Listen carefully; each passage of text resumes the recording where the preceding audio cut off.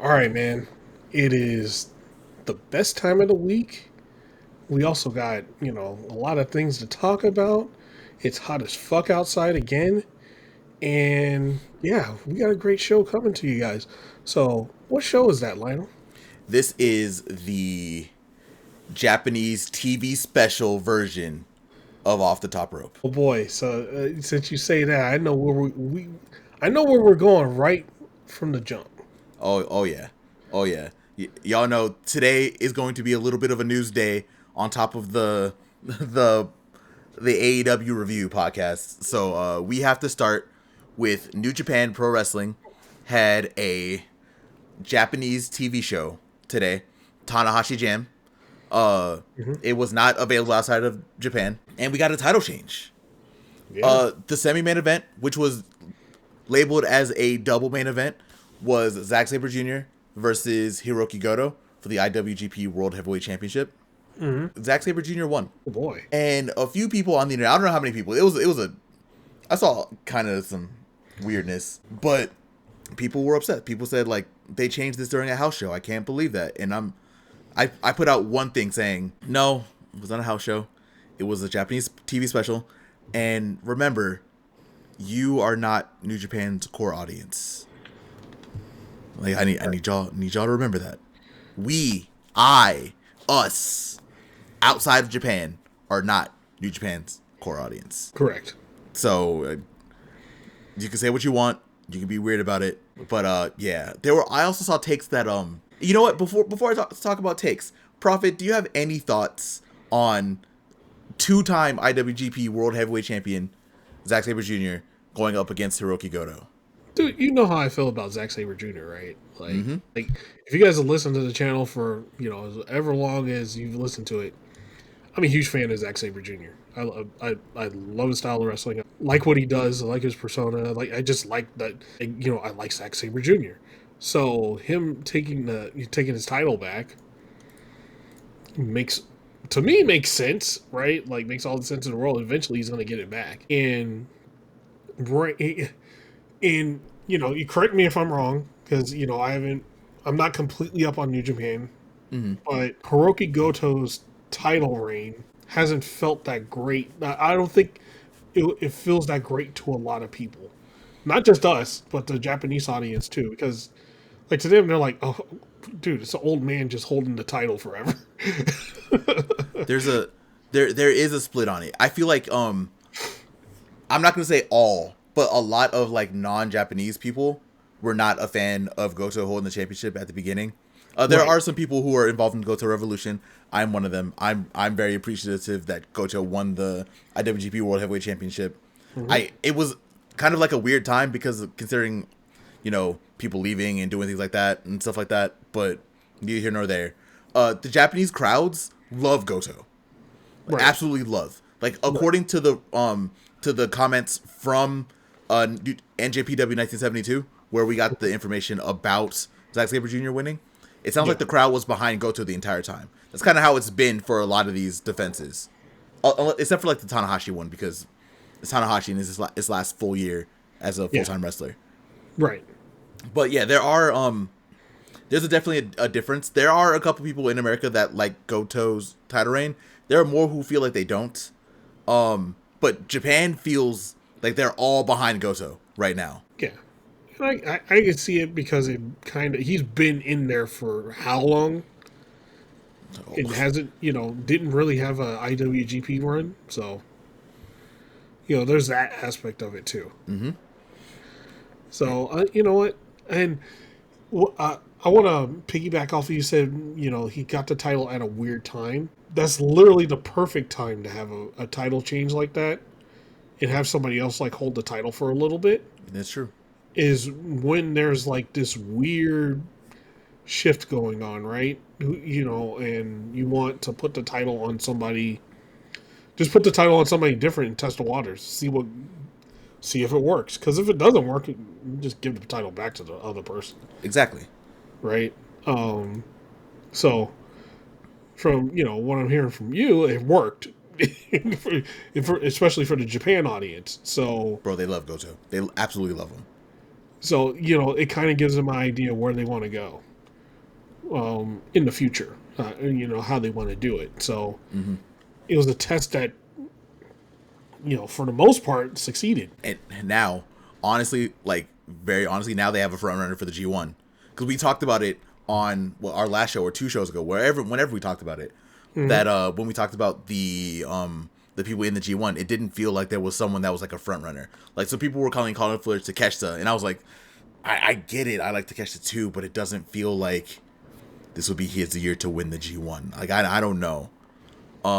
Now with Goto losing the championship, they're gonna do the New Japan special. This happened with Okada a couple times, where he would lose Right. the title beforehand, like at like Dominion or something, go into the G1, win, then main events the Tokyo Dome.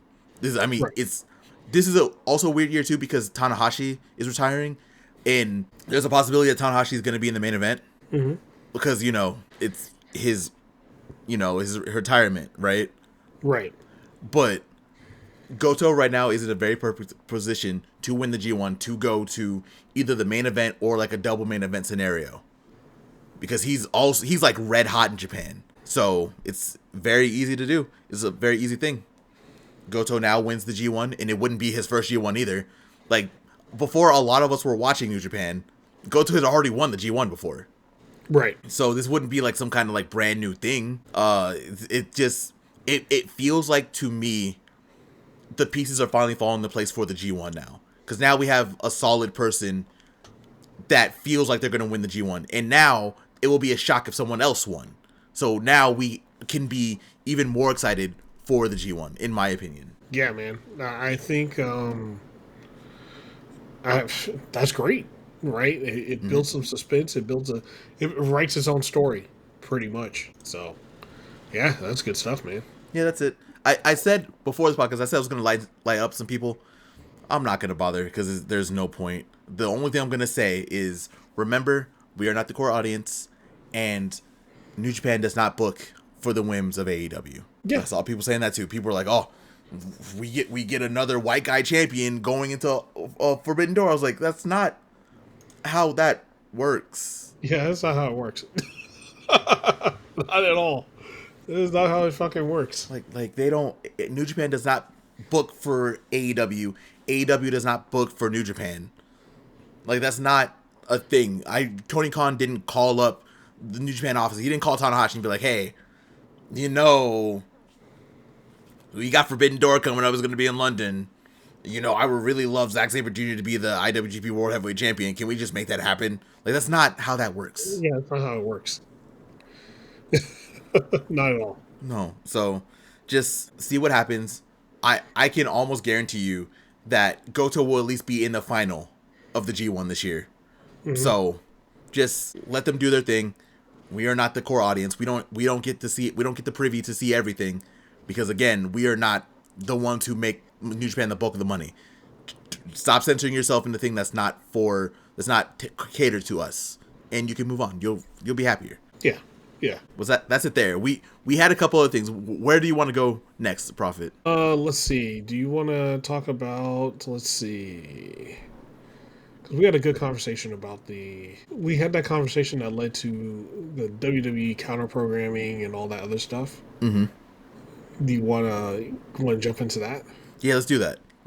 Prophet, lead us off. Okay, so we are at a stage like with AEW where AEW is on fire right now. They're hot, and we have WWE now. They're trying to counter program, and their counter programming efforts are pretty much failing miserably. Mm-hmm.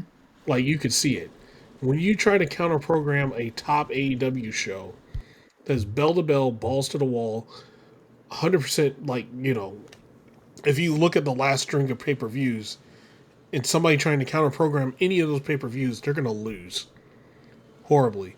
Especially if you put a developmental show like NXT up against it, which they did twice.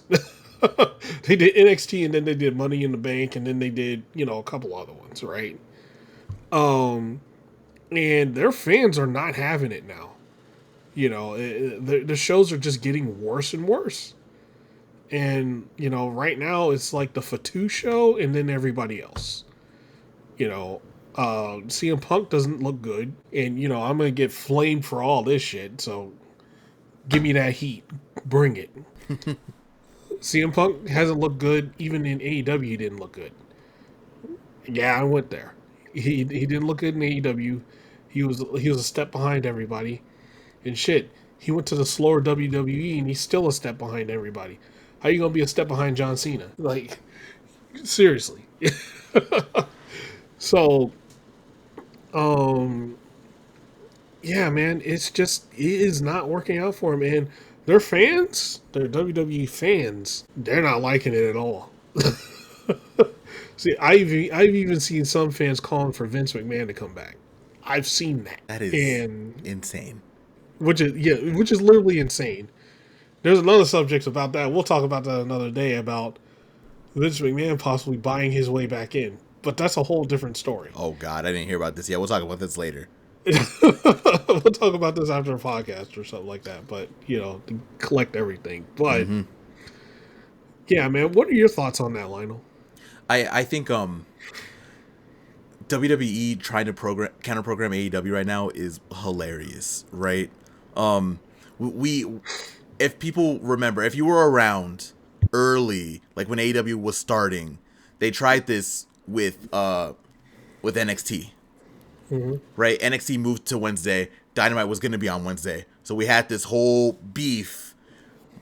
The Wednesday Night Wars that didn't go WWE's way, right?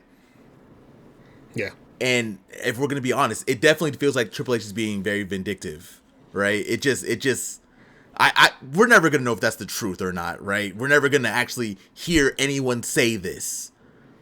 But if you're going by the feeling of the shows and how things are going, they are doing everything they can to kill any buzz AEW is having. And that, in turn, is just killing themselves.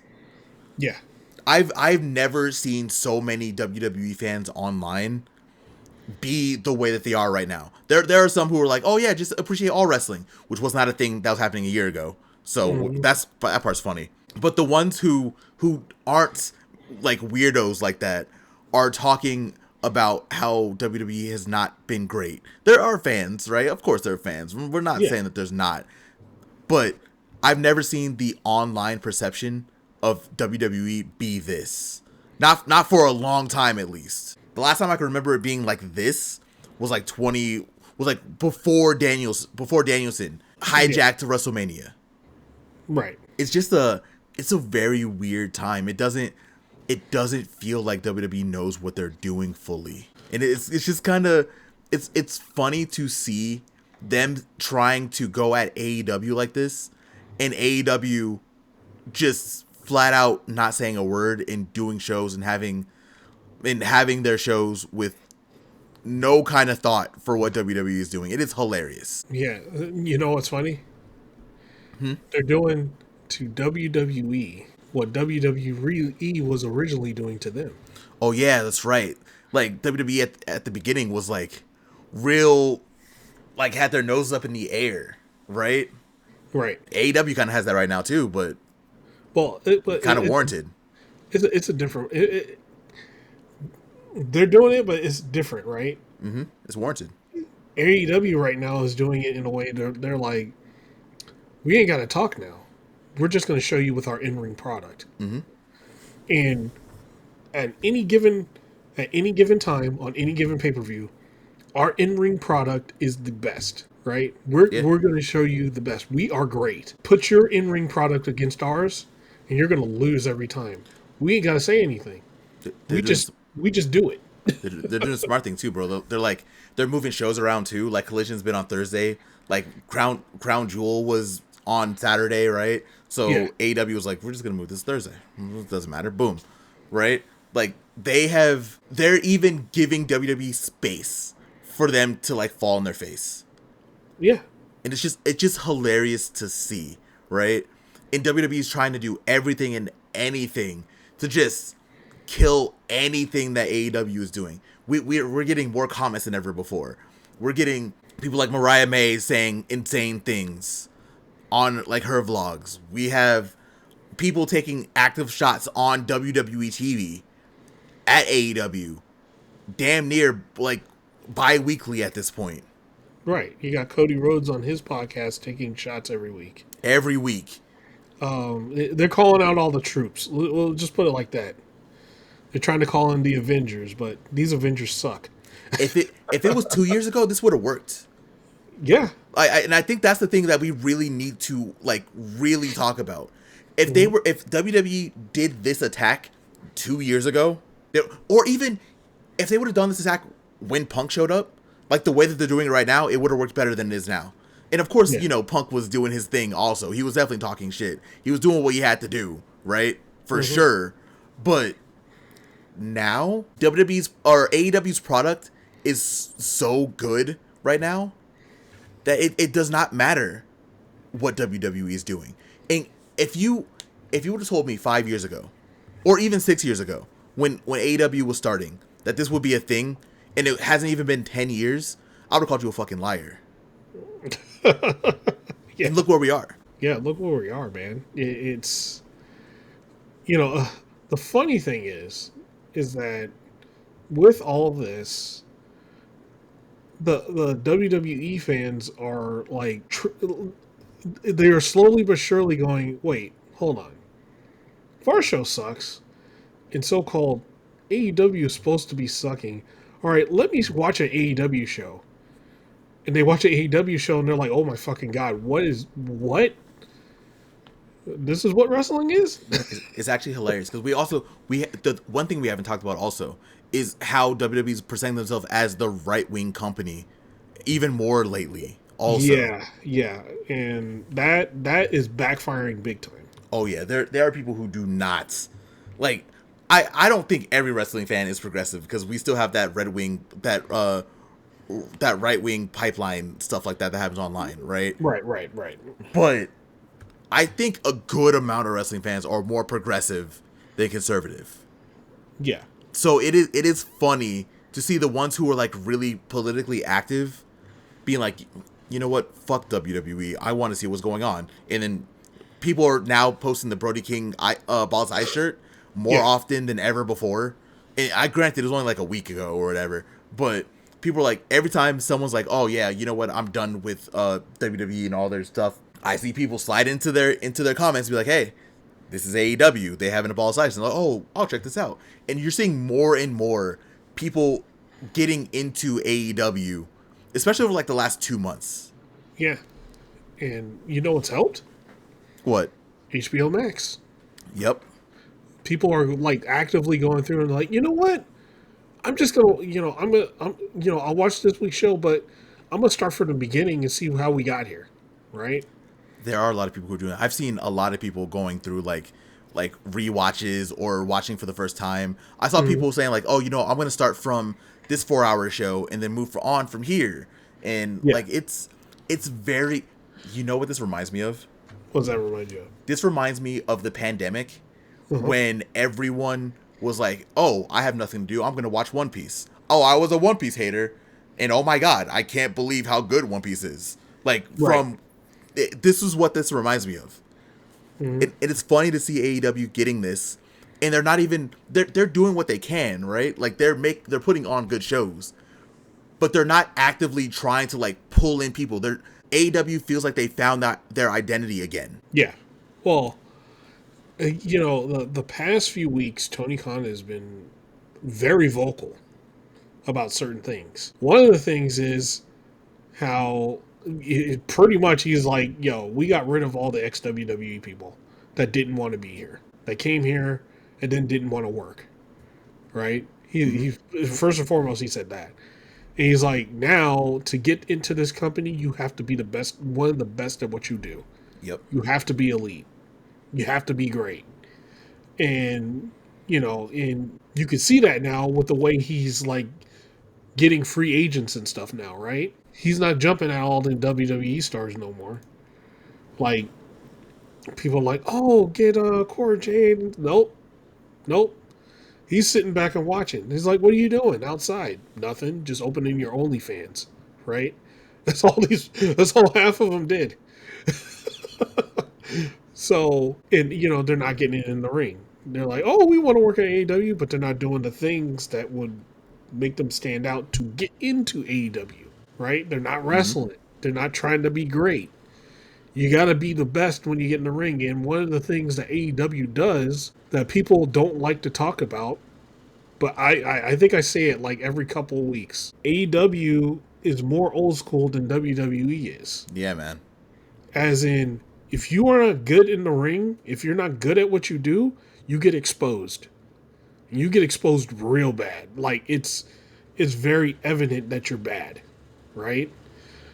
Um, and and that's what happened with a lot of those the WWE hires. They were exposed. Yeah. Um, and some of them they have no creativity, so they need to be directed. That's another half of it. Like Brian Pillman Jr. He had no fucking creativity, so he couldn't. He got exposed. He couldn't do anything. Right? He's not. He had zero creativity, and he didn't have anything. He didn't have it, so he had to go to. Now he's in NXT. He's still non-existent, but that's besides the point. Yeah. So, I just think that just overall in the conversation, like AEW is doing everything right now, and they're on the path of changing that perception, which is another thing that we talked about too. Mm-hmm. I'm gonna let you lead off on that on the perception thing. We talked about before. There was a conversation like maybe a month or two ago on Blue Sky. When this like kind of shift kind of started happening. So I feel like people kind of felt in the world when WWE was actively starting to counter program. Everyone kind of felt that there was a difference. So the conversation was opened up saying, what does AEW need to do to be the number one wrestling company on the planet? And I got killed for this online. I said, there's not really much they can do. It's about changing the perception of people, right? Yes. Whenever a non-wrestling fan thinks about wrestling, they default to WWE, which is a valid thing because WWE was probably the easiest thing that they can grab within the last like 25 years, right? Until AEW showed up. Exactly. Even with the TNA, even with the Ring of Honor, like even with like I'll even put like DPW and other stuff in there. There's a lot of wrestling that you can find now, and it's a lot easier to find wrestling now. But to flip a channel, it was usually just WWE. Mm-hmm. They were on TV, right? Like they were on USA, they were on cable, they were on Spike TV at one point. They were just there, and they were alone. I mean, of course TNA was too, but neither here nor there. The people usually think about WWE when they think about wrestling. And that's the perception, right? So to change for AEW to be number one, they have to change the perception of people that don't watch wrestling normally. Like the casual fan or the norm or the quote unquote normie who does not watch wrestling. They have to be more clips and stuff like that. And we're starting to kind of see that now. Like Tekla is a really good example. Tekla said that she wants to be in AEW. Like that was her dream, right? Yep. We're gonna start seeing this a lot more often.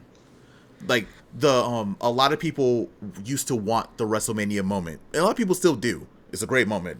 We're not gonna lie about that, right? Yeah. But realistically, we're getting to a point now where AEW is starting to become a bigger company, so where you can have these like quote unquote all-in dreams, or to dream about being AEW Men's World Champion or AEW Women's World Champion. We're starting to get into a generation where we're going to start seeing that a lot more often. And it kind of has helped that you can't just flip a channel to see WWE anymore. It kind of helps that WWE has been kind of shitting the bed on their own booking for like the last 4 months. So we're getting to a point now where the perception is slowly starting to change. It's not going to be like a night and day thing. Like we're not going to wake up next week. We're not going to do the podcast next week. And all of a sudden people are just thinking about AEW as like the wrestling, right? It's not going to be a thing. It's going to take years.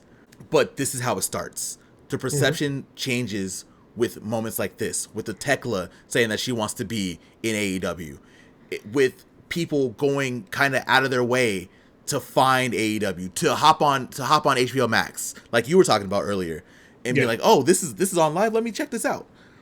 or going over to TNT, because right now you got to remember, Raw is not on TV anymore. You get SmackDown, sure, on USA, but Raw is not there anymore, and Raw is the flagship show. I don't care what anyone says. Always has been, always will be. Right now, we're in a situation where AEW can start changing the perception, and all I got to do is keep on putting these banger shows out like they have been. That's all I got to do. Yep. Yeah, I agree, man. It's just, the main thing is just, when a company has 20 plus years of being the only show, think about that. 20 plus years of being the only show. So for, 1 to 2 generations of people growing up on TV, that was the only thing they could watch. Mm-hmm. After the Monday Night Wars in the 90s, right? Well, late 90s. WWE was the only show on TV consistently that you can watch. So your perception of that is going to be, oh, this is the biggest of, this is the biggest, this is the best, this is where, I want to go, right? Mm-hmm. It's going to take a while to dispel that. Like, AEW is right there. They're about to put on like one of the biggest shows in Texas. It's already been confirmed that it's like one of the one of the biggest wrestling shows in Texas, if not the biggest one. Right now it's the biggest non-WWE gate in Texas. Yes. So what does that tell you? It tells you, it shows everybody, oh, hey, I can go over here and also do the same thing. This thing that I wanted to do in WWE, but also get the same exposure and same everything, right? Like, but there's a higher ceiling in AEW, so good luck. You gotta be great, is all I'm gonna say. Mm-hmm. But yeah, there's that now. Like, there's gonna be like you said, people coming in now there and be like, oh, you know what? My style does not fit WWE at all, but I fit AEW style. I think I can be great over there and do the things, over there, and that it changed that whole perception. So yeah, man, like 100%. Also, we gotta talk about this too. People gotta remember, AEW's only been around since 2019. Yeah. We just passed the 6-year anniversary of AEW. Like, that's, I think a lot of people, because a lot of people love AEW, they want to like fast track this, right? Yeah. This isn't a thing that you can fast track. No, you can't. Like, this is it's unprecedented. Like, this has not been a thing before, right? Like I said, we've had other companies. TNA has had hot streaks, right? They were able to get like the Booker T's, the Christian Cages, the Kurt Angles from WWE, right? Like, that was a thing for sure. But they were never able to get to a point where they were a true rival to WWE. You can argue now, and I still don't think we're there yet, but you can argue that AEW is getting to the point where they can be a rival to WWE. We're getting there. I don't think they're fully there yet. WWE thinks so.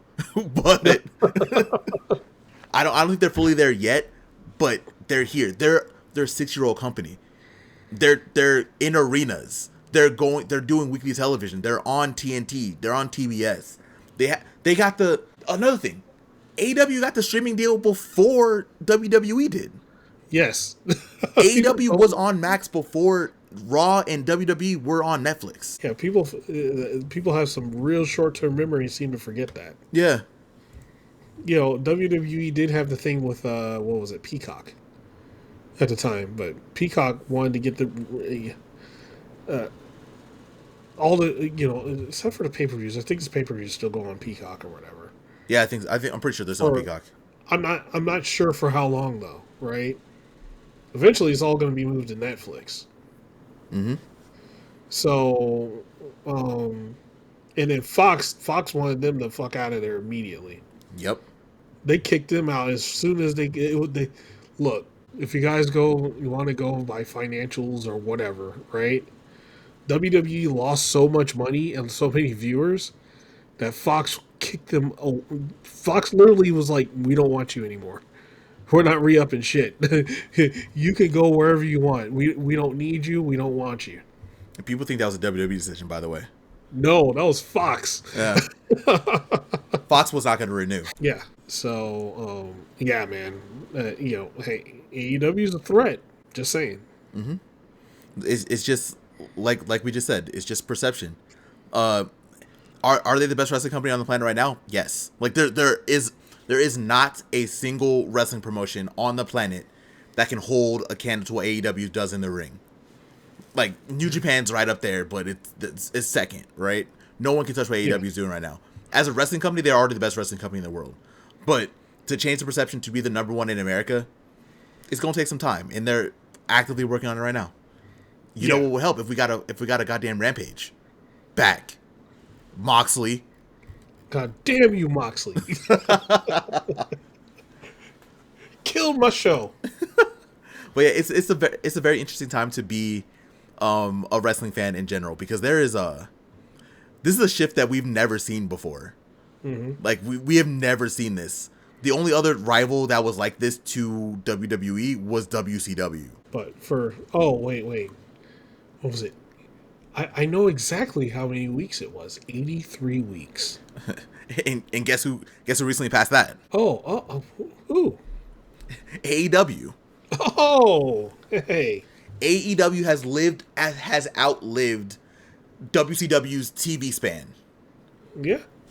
Like, people forget that WCW was around a long time before that. But the TV, the thing that Eric Bischoff really cared about, AEW has outlived that now. Mm-hmm. So, again, this is unprecedented. If you're an AEW fan, you should really appreciate and really enjoy what AEW is doing right now. And if you are an AEW fan that wants AEW to surpass WWE, keep watching the shows, keep enjoying, and just keep the conversation alive and be open. Don't be dickheads to people who are trying to switch over. No. Hey, if anything, welcome them. Welcome them. Because, look, give them... See, one of the things, like, they all, some of the people switching over ask, are like, hey, which show should I watch? What are some of the matches that we should watch? Give them some recommendations. We got some hype-ass matches in AEW. AEW's doing a better job of that now, too, because now they're putting more emphasis on their YouTube. Like, they just put up Swerve versus Ospreay from last year. Yeah. Like, direct them to that, to that where they're showing, like, all the full matches. Like, shit, if they're going to go through the HBO Max library, direct them to the episode of Dynamite where it was Danielson versus Kenny Omega. Yes. For an hour, right? Mm-hmm. We got to show, like, when they come over, we got to show them why this is the place where the best wrestle, and that you got to be elite to be on this show. Mm-hmm. Right? And show them why. And then show them, here's the other thing you could show them too. Some of the guys that came over, like a Moxley, how different they look and how rejuvenated they are when they got here. Mm-hmm. Shit. Show them the Sting run, dude. You can show them Sting. You can show them the Hurt Syndicate. You can show them Moxley. Shit, if you want to go to like newer people, Adam Cole, Adam Copeland, Christian Cage. Yeah. Because those are good ways to bring them in, right? They know a lot of those WWE fans know who they are, right? Yeah. They know who Edge is. They know who Christian Edge is. They know who Sting is. They know who Danielson is. They know who Mox from... I don't even go call him by his old name. He's Mox. Mox is Mox. Yep. They know all these guys, man. Like, direct them to those guys, man, because you know what? That's an easy entry point for them to get in. And once they see some of the great matches that they had, the sky's the limit. Then they'll get hooked, and then they'll watch the whole library. Exactly, bro. With the way AEW had been doing their shows lately, also, it's just it screams, we are showing you we are the best. Watch our show. We won't say anything online. Our Tony Khan isn't going to go on a crazy rant like he used to 3 years ago. Watch the shows. We'll show you that we're the best, and that's what AEW is doing.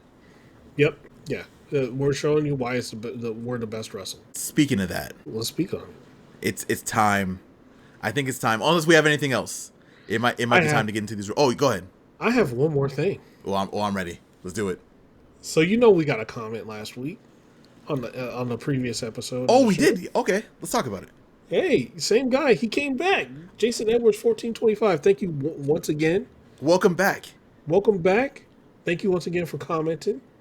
And we're gonna talk about it right here, right now. So the comment is, so he's talking about we were talking about Chris Statlander possibly joining the Death Riders. So he's talking about that. So that that's in context what this is from. So he says, Chris Statlander joining the Death Riders moves me too. She's already such a great wrestler, but I imagine how hard she's gonna hit as a heel with Moxley in her corner. He got the fire emojis in there. He got them flames in there. So, you know what? I'll start off by saying, I agree with you, man. I think Chris Statlander, the point I was making last week with Chris Statlander on the Death Riders, she's going to be the real heavy.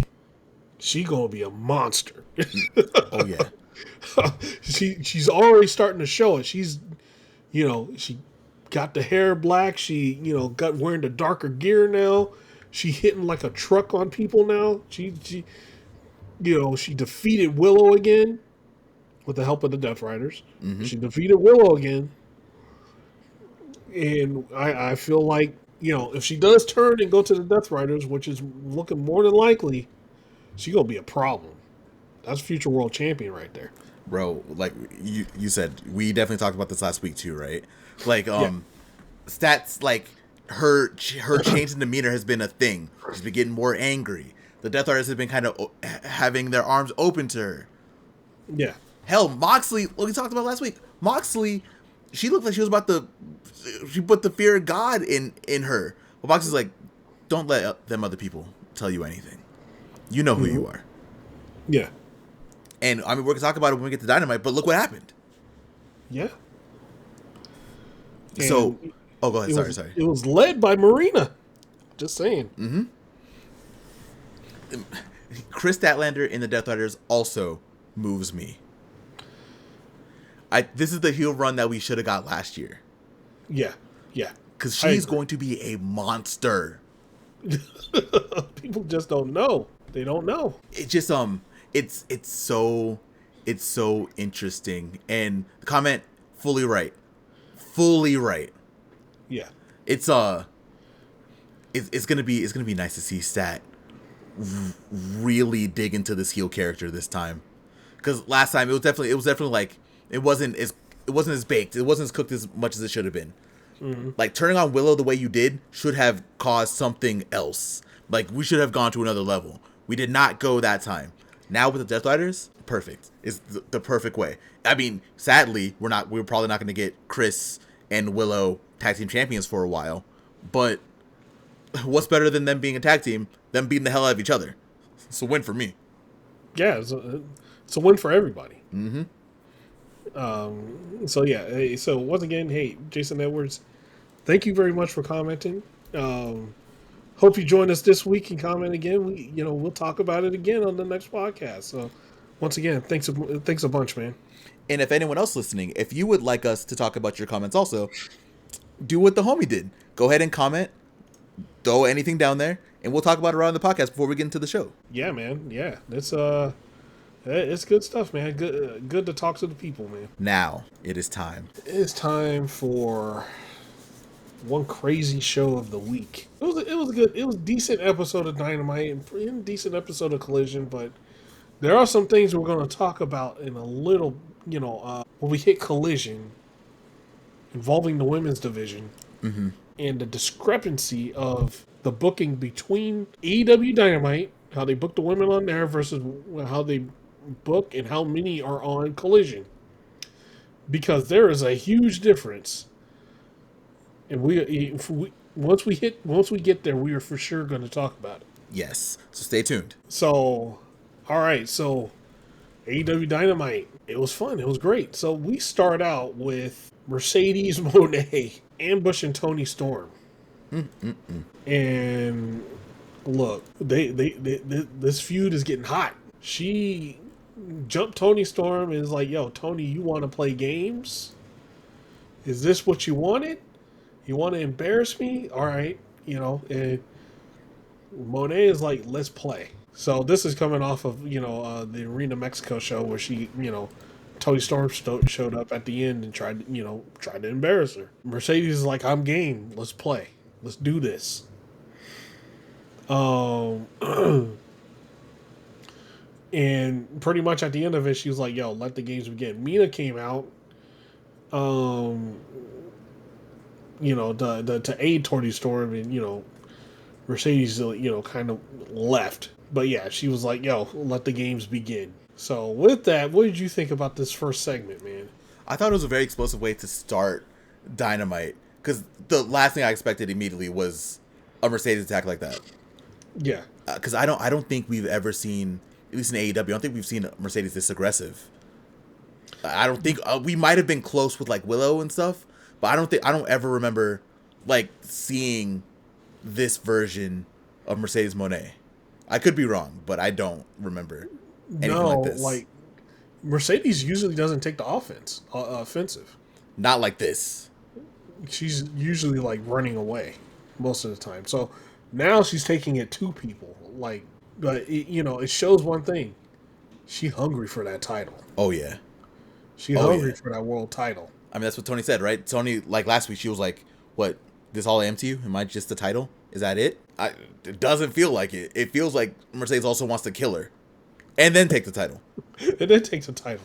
She wants to take her into that ring on All In, embarrass her, kill her reign, and take that title. We're gonna see where that goes, but it's gonna be damn fun to watch getting there. Oh yeah. And the match is gonna be fucking incredible. I cannot wait. Oh god, bro. I'm already ready to lose my voice. I can't wait. Yeah, your ass is gonna be there. AEW, hook us up. We know y'all listen. Hey, I'll be on the press box. Hey, I'll ask some questions, okay? Mm-hmm. I ain't afraid to ask. All right, so right after this, the Bucks come out. And, the Founding Fathers, they were, they came out there and they're like, yo. We are going to put our EVP pants on and make an executive decision right now. Swerve and Ospreay, your tag match was supposed to be later tonight. Well, we have decided that your match is going to be right now. So in that fashion, you had Ospreay like running out, still putting tape on. Because he was getting ready for the match. He was putting tape on. He runs out to get into the tag match with, against Blake Christian and Big Shotty. But yeah, man, this was a fun match, dude. Like, Blake Christian and Lee Johnson, they're pretty good as a team. They're great for. They're that team. You know what? All right, I'm going to sound like that guy again. They are, to me, they're the new Private Party. Is weird as it sounds, right? Go into that a little bit more. Okay, so you remember Private Party before? They were a threat. They could be a threat, but they lost. Private Party lost almost all the damn time. Mm-hmm. But if they won, you were never surprised. They did beat the Young Bucks early in that AEW tag title tournament. Yeah. So I'm kind of feeling that same thing with Blake Christian and Lee Johnson. They are a threat. Like, don't get it twisted. Those guys, if they won, you wouldn't be surprised. Like, no, you're right. And if they take a loss, it doesn't hurt them. They'll be on TV next week fighting again, right? Similar to Private Party. Private Party, when they lost, nothing ever hurt them. Except for when the Hurt Syndicate beat them. Then they never showed up again. Sadly. But, so, Yeah, I think Blake Christian and Lee Johnson are like kind of in that role now. They're going to be on TV every week. They're going to win and they're going to lose. Losing never hurts them. And if you see them in a title contention spot, you shouldn't be surprised because, they could win at any point in time. And they could go on a run. I think there's a conversation to be had about losses in AEW and how Yeah. they I'm going to try to phrase this in a way that doesn't sound bad, right? Because I'm not trying to say this in a bad way. Where losses don't affect people in AEW as badly as people think. Like we have people like Blake Christian and Big Shotty Lee Johnson, right? Like you're talking about. They can lose, they can win, but they'll always be a threat, right? Very good point. AR Fox is there, right? We've had Queen Aminata was there for a little bit before her shift, right? Commander, Swerve. Like we've had people who were there who were just kind of taking losses, but eventually were able to build themselves up. Fucking, if you want the perfect example, freaking Max Caster has not won since he's been a solo guy. Right. But people love him right now. I almost say he's more over than Anthony Bowens, but that is a conversation to be had because right now it might be true. But yeah, like losses definitely do not hurt people in AEW like you think they would. So to your point, it's really good to just be on TV, winning or losing, because you can make a show, especially if you're on the opposite side of Osprey and Swerve Strickland. Yeah. I mean, come on. Exactly. Like you're across from the literally the franchises of AEW, right? Yep. The real pillars of AEW right now. Right? So it doesn't hurt you. And if you happen to win the tag team, at some point, you can lose spectacularly, right? Losing spectacularly is good because it entertained everybody and even the big guy in the back. And what does that translate to? Your losing turns into a win somehow. Well, not somehow. It turns into wins, and then it will turn into getting a world title shot or a tag title shot. If you want another perfect example, if we were talking about Swerve earlier, Swerve at the first All In lost in a casket match against Sting and Darby with Christian as his partner. Yes. Like, even though I'm still going to argue to this day, he technically still didn't lose because his locks were not in the casket. They closed the casket, but his locks were still out. So he technically was not all the way in, but not a conversation for right now. The next year, he went into All In, the main events, as the AEW Men's World Champion. Yes. So losses definitely do not hurt as much. I know there are people who are like, oh, I want to see my favorite win some more. It will happen. You just kind of got to... And I don't want to sound like this because I get why people are saying what they're saying. You kind of just got to ride the roller coaster with your fave, right? Like people like Swerve. Swerve was losing a lot and then eventually became the franchise. Yeah. He was losing a lot and then Swerve in Our Glory happened.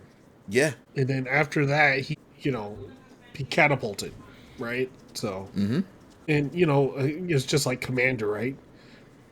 Commander was losing all the time. He was getting his ass kicked. Yeah. But he would lose spectacularly. That was the thing. He would make that match entertaining as all hell. And when he went in the spot of Juice Robinson in the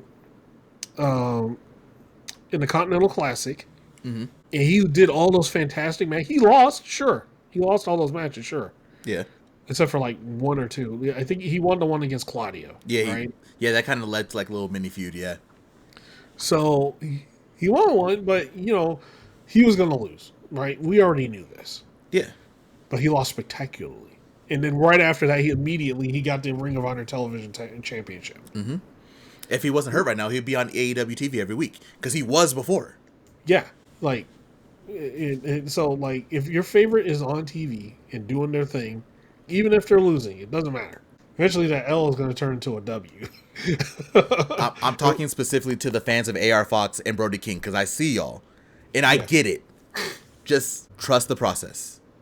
Yeah, they may be taking L's now, but I'm telling you, sooner, in true AEW fashion, they'll go on some type of streak and win a title. That's usually how it happens. But yeah, so yeah, it was a great match. Of course, Swerve and Osprey won. Um, and after the match, um, Swerve was talking to the Bucks, and you know what? It ended up with Osprey and Swerve challenging the Bucks, but also telling them to put their EVP titles on the line. So we're gonna get that all in Texas. I'm not sure if the EVP title is gonna be on the line. That's gonna be silly. AEW has made EVP titles that Swerve and Osprey are gonna win. No, I'm kidding. No. They're just gonna have the EVP championship. um, but Swerve put some hands on him, of course. So Matt and Nick Jackson were like, "Hey," on the segment after that, they're like, "Hey, since you put hands on us, since you did so, since you touched us, it violates this code in the employee handbook, so you're out a week without pay." So they kicked Swerve out of the building, and we already knew what was going to happen because they kicked Swerve out of the building. Yeah. That led to that's going to lead to some stuff later. Yeah. So as a whole, and one more thing, there was a little Takeshita and Okada looking at each other, Oh. and Takeshita was like, "Yo, this shit's temporary. After we done, you're out." He said that to Okada, and I cannot wait for that match. God damn, that's going to be a war. Yeah, it is. But yeah, what did you think about all of that? The match I thought was really great. Osprey running out just in time to get the Osprey chance was hilarious. He ain't missing his chance, goddammit. And Swerve, this cool motherfucker, bro. Swerve, he walked out there, he was putting his shirt on, just like, bro. He got into the ring, he immediately took it off. I was like, Swerve. Like, I get you gotta sell the merch, bro, but at this point, you look like you're more ready than Osprey was. So I don't know why you did what you did, but whatever. It was really good. I did like the post match. I think they clarified, saying that it's not like Osprey and Swerve will get to be EVPs. They're just the Young Bucks are just gonna lose their EVP ability.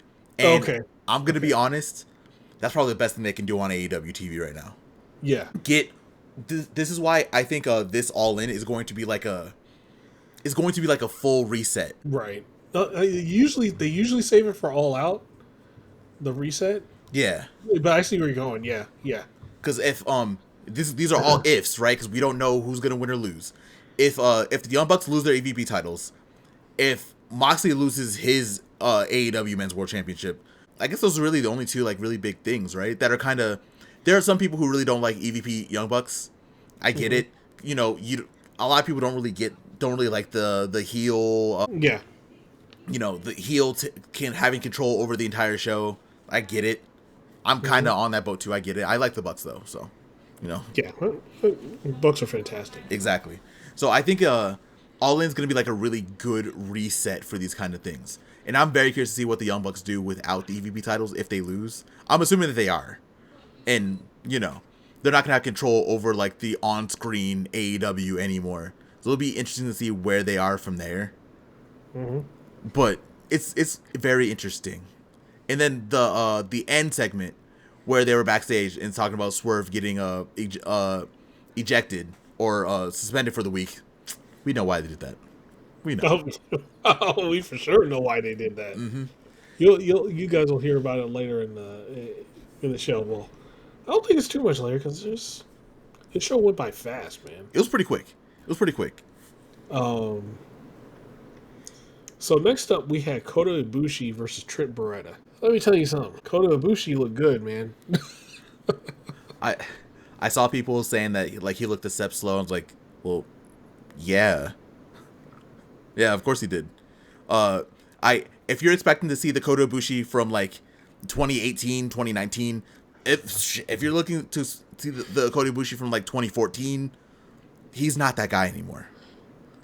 So just like how Kenny kind of slowed down himself, expect Ibushi to do the same thing. And Ibushi still look great on the slowdown side. So does Omega. So just, it's what it is.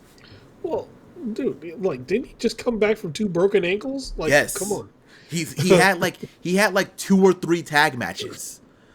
Yeah. like he came back from 2 broken ankles, and he actually did the smart thing and actually got surgery this time instead of trying to rehab it himself. Right.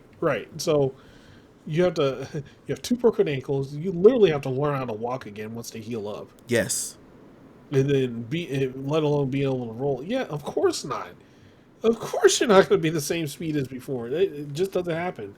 I don't know if you guys have ever had a leg injury before, but that shit sucks. I don't think you understand how limited you are when you break a leg or do something until you literally break one of your legs, or you're in a situation where you can't use one of your legs for months. Yeah. When I was playing football, like one of the things I did something to like one of my quads, and bro, I couldn't run. I could barely walk. Like if I did like any type of thing on that leg, it was agony, dude. Like it was not good, dude. So yeah, no, like that wasn't breaking anything. That was just like tearing a muscle, right? Mm-hmm. So imagine breaking something, like breaking like your ankle, anything within your bottom half support system. You're going to be a step slow when you get back. Yeah. Sorry to tell you. And honestly, I'm like I said, I prefer this Ibushi.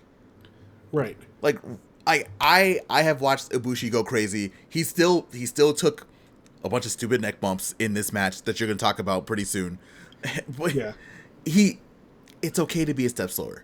Like it's not an indictment of anything. You don't have to go balls to the wall all the time. I mean, look at Kenny. Kenny should be your example. Kenny is not the same Kenny from 2018, but he's still putting on some of the best matches on TV or on pay-per-view when he's on pay-per-view. Right. So, he's taking a little more time off too, just to make sure he's in tip-top shape whenever he does wrestle, which that is fine. Like Exactly. we don't need the Kenny Omega that is killing himself every week with, vertigo and all that other shit. We don't need that. I would like Kenny Omega to wrestle for at least another 10 years. So Yeah. whatever he has to do that, I'm all for. Yeah, I'm in the same. Bushi's in the same boat for me. Yeah, same here. Like, and you know what? You've heard me talk about it. Originally with Ospreay. Mm-hmm. Ospreay had to slow down too after he got that one leg injury. He had to slow down. I think people definitely have only watched that Ospreay Ricochet match from like years ago, right? Right. People don't know that once Ospreay like transitioned to heavyweight around 2018, when he started his transition, he completely changed his style. Like he still does the flips and all that stuff every once in a while, but comparing Ospreay now to Ospreay from like 2014, he has also kind of moved back a little bit, but still is another good example. That was another really good example of someone who took a step back, but still is literally the best wrestler on the planet. Right. Yeah. Like that's like, I think that's a shining example right there, Ospreay. Mm-hmm. But yeah, man. So back into the match, like, the stupid neck bumps that Kota took. He should never take a Gotch style pile driver ever, unless it's like the finish of the match. But he took one from Trent Beretta. He took suplexes on the back of his head. I guess he had to test it. I guess he wanted to test the neck out. Who knows? he just likes to take neck bumps. It's him and Naito. God, their matches with each other back in the day just, ugh. Neck bump central. Yeah, it was rough to watch sometimes. But you know what? Of course, Kota Ibushi's back. Trent Beretta gave his best. I gave him an A for effort, but he took that Kamagoye, and it was it. That was it. He got KO'd pretty much, bro. Trent ain't getting up. Yeah. And Ibushi secured that pinfall victory. But after the match, Okada came out, and he was about to, get into the ring, stare down Ibushi. and and then pretty much ended there. And then we got the thing where it's officially Ibushi versus Okada for Dynamite 300. We are getting a rematch of probably one of my favorite Wrestle Kingdom main events on free TV next week. Yo, Dynamite 300 is going to be insane. Oh my god! If y'all have not, take 55 minutes and go watch Kazuchika Okada versus Kota Ibushi, a one-on-one Wrestle Kingdom main event, Wrestle Kingdom 2020. Just take the time to watch it. This was like the tail end before the pandemic. The dome was rocking during that match. They were killing each other, and we're gonna get that free on TV next week. Yeah, this will be fantastic. Oh, I can't wait. I'm so excited. So next up, we have probably one of Jon Moxley's best promos during his Death Riders era. Mm-hmm. And him talking to Hangman. And man, I'm going to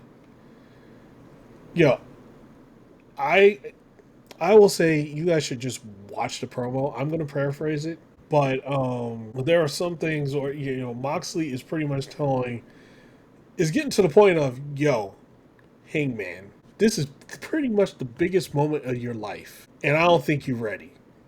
I think you're going to lose it.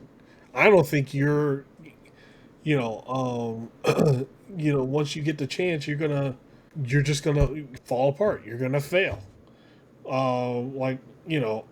He said things like, for a guy like me who's walked the path that I've walked, to be standing here today, the world champion Hangman Page absolutely makes me sick. And I'm like, damn, dude, Mox, chill out, calm down. Calm down. It's okay. Hangman's gonna beat you. It's fine. And Mox was talking about his emotional state. He said, like, while you're fiddling around with your emotional turmoil, worrying about who's your friend, who's not your friend, you're gonna be getting elbowed in the face. You're gonna be choked into oblivion. You're gonna be getting dumped on top of your skull. Like, whew. And he's like, on July 12th, I'll show the world what the world champion looks like. You got to start looking for another job. Like, damn, Mox. It's like that? It's like that, Mox? So Moxley is looking to put him out. Not just out of the ring. Not just out of world title contention. Out of a job. Out of AEW. He's looking to put him out. Man, what did you think about that? The little promo segment, man? I really wish that we got this Jon Moxley throughout the entirety of the Death Rider. I know what he's doing now is like working, and I don't want to give them credit for what they did before, because what they did before was not good. Correct. But ever since that Adam Copeland feud, when he had more targeted promos and he wasn't trying to be all like cryptic on everything, this is the Moxley that I prefer to boo. The Moxley from before, I was just like, whatever. I mean, cool. Yeah. Congratulations. You're doing what you're doing. This makes no sense. Like, nothing. And one thing I like that we have the entirety of the Death Riders stuff segmented on our podcast, because we've done it since then. Uh-huh. And just, if this Moxley was back there where he was targeted and talking about exactly what he was talking about, I think we still would have been here. He still would have been booed. He still would have been like a real big reason why people watch AEW. But it's just seeing this Moxley again makes me even happier to boo him, because now he's acting, he's a insane person. He's talking about he's gonna kill Hangman and make him look for another job. Like, come on. He's gonna beat him and fire him at the same time. Exactly. I love every second of this. This was great. Yeah, this is when Mox started coming out to he stopped the Wild thing. He started coming out to his New Japan theme and things like that. I initially thought this was the Mox we were getting. Honestly, yeah, same here. Like, the more gritty Mox, the more like, Mox that's gonna completely fuck you up, right? Mm-hmm. Not the weird, I don't know, Riddle Mox. Not the Riddler Mox that we got for, like, at the start of his title reign. Exactly. because this Mox in this promo is the closest he's been to New Japan Mox. Like this is the closest he's been. So I think we only have like a couple weeks left. We're gonna get a little bit more unhinged for sure before we get to the match. Yeah. Well, we saw. We're going to talk about it a little bit at the end, but yeah. He's starting to ramp up. It's not going to look pretty. I can't wait to watch that match. It's going to be great. Yeah. Well, I feel like it's going to become a Texas death match for some reason. Honestly, I would be down for it. It would make sense. Hangman's like, we're in Texas? We're doing a Texas death match. Like, God damn it, Hangman. Also, Hangman has beaten Moxley in Texas Deathmatch. That is on YouTube now, because AEW also put that up on YouTube. Hint, hint, wink, wink. Yeah, so, So, right after Moxley's promo, Ricochet recruits AR Fox to join him. Quote unquote recruits. To join him in a tag match against Jet Speed. And, no, it doesn't go well for AR Fox. We'll just say that. AR Fox was doing his thing. Right? He went in the match, he was doing his AR Fox thing. But as he was getting the upper hand, Ricochet was doing the shit like tagging himself in. And then the second it got hard, he would tag himself out. And at one point, Ricochet just leaves. And AR Fox is left by himself. So, you know what happens. You ain't gonna beat Jet Speed by yourself. I don't care. Not AR Fox. Not Ricochet. Like, not most people. So, Jet Speed, pretty much, they capitalized. They, knocked him down. Kevin Knight did the UFO splash, and that was it. Mm-hmm. And, just Ricochet just walked out on him, man. That's messed up. But we see the payoff on Collision. Oh, yeah. We see the payoff on Collision. It's something we've been saying, quite a few weeks now. I ain't saying we, pat ourselves on the back saying that we're correct on who Ricochet's probably going to get. But all I'm saying is everyone else, once Ricochet said the word crew, everyone thought that. But since that first week, we were kind of on it. We were saying somebody else. We just, We'll get there when we get there, though. We'll get there. So, after the match, Jet Speed issues a challenge to the Hurt Syndicate. Oh, boy. Hey, they want them tag titles, man. You know what? Jet Speed winning the tag titles wouldn't be a bad thing. I don't think so. It's one of the few teams I might say is kind of believable, them beating the Hurt Syndicate. Because I can see Max fucking over the Syndicate in some way. Mm-hmm. It pisses off Lashley and Shelton, and we get that thing going on, right? So the Hurt Syndicate, after being called out, they attack Jet Speed. You knew that was going to happen. After that, like it wasn't really like an answer to their challenge. They just beat them up and like kicked them out of the ring. Yeah, they just murdered them. There was no answer. There was no answer, and then MJF started talking. Like MJF was talking about his participation in the Casino Gauntlet, and then Briscoe comes out and interrupts them, and it's like Briscoe's like, "All right, come on, guys, it's my time to get out in the ring and take care of my business, okay?"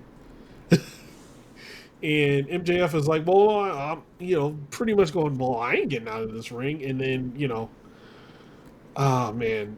Briscoe just kind of like puts him down. He's like, "Hey, man, come on. We know you were bullied as a kid." And, before it got even more heated, MVP was like, "All right, come on, let's go." And he's like, "Hey, you guys can stand over there and watch me take care of my business." And then right after that, actually, before we get to that, what did you think of the Jet Speed?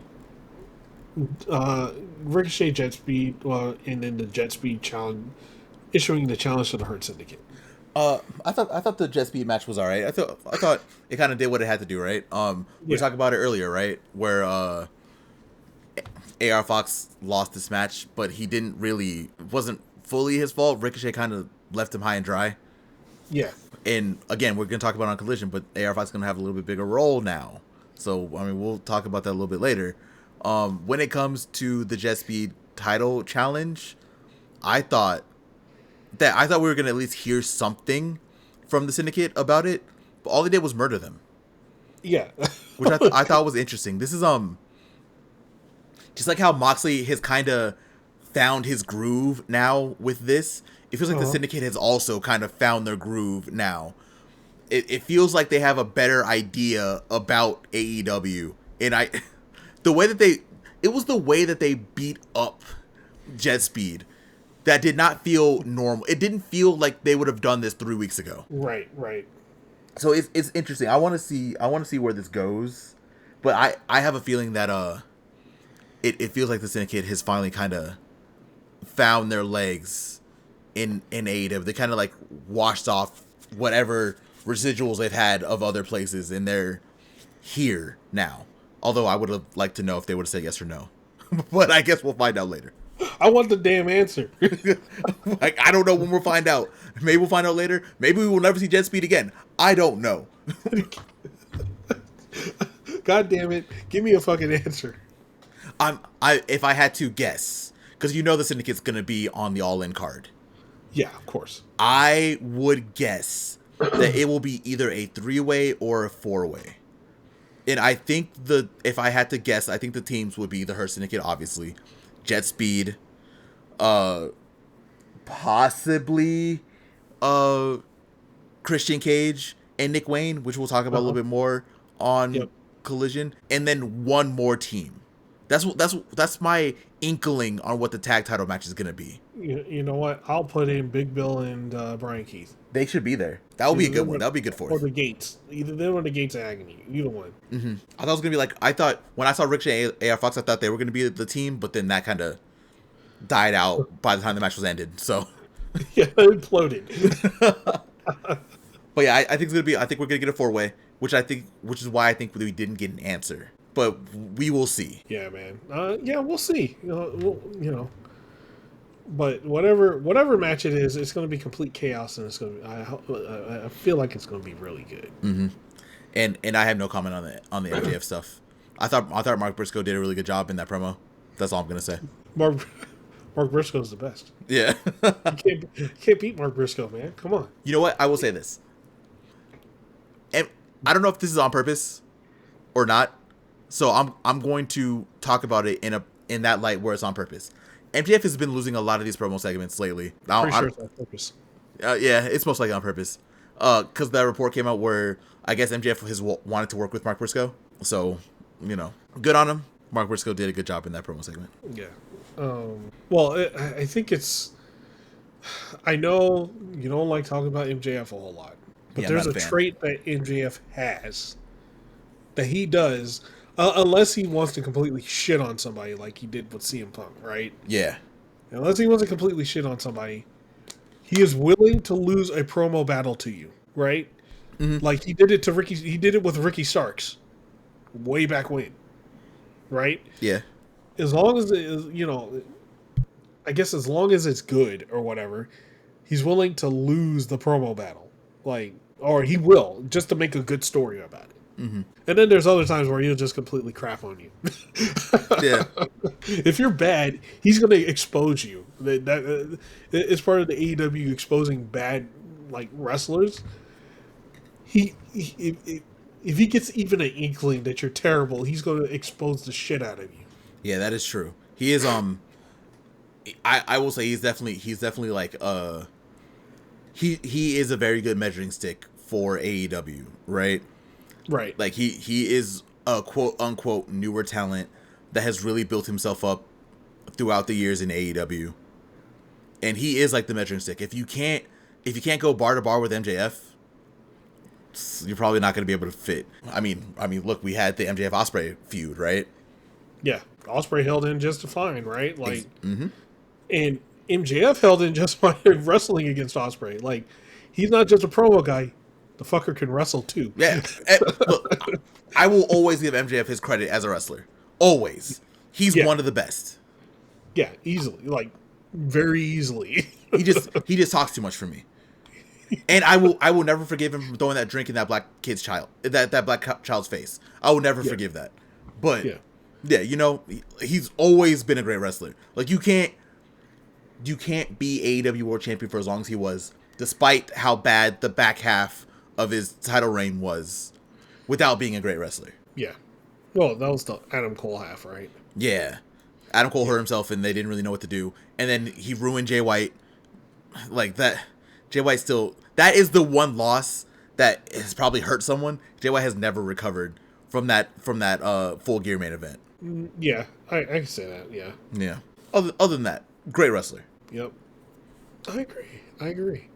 But with that, we're going to the 4-way match for the number 1 spot in the men's Casino Gauntlet match in All In.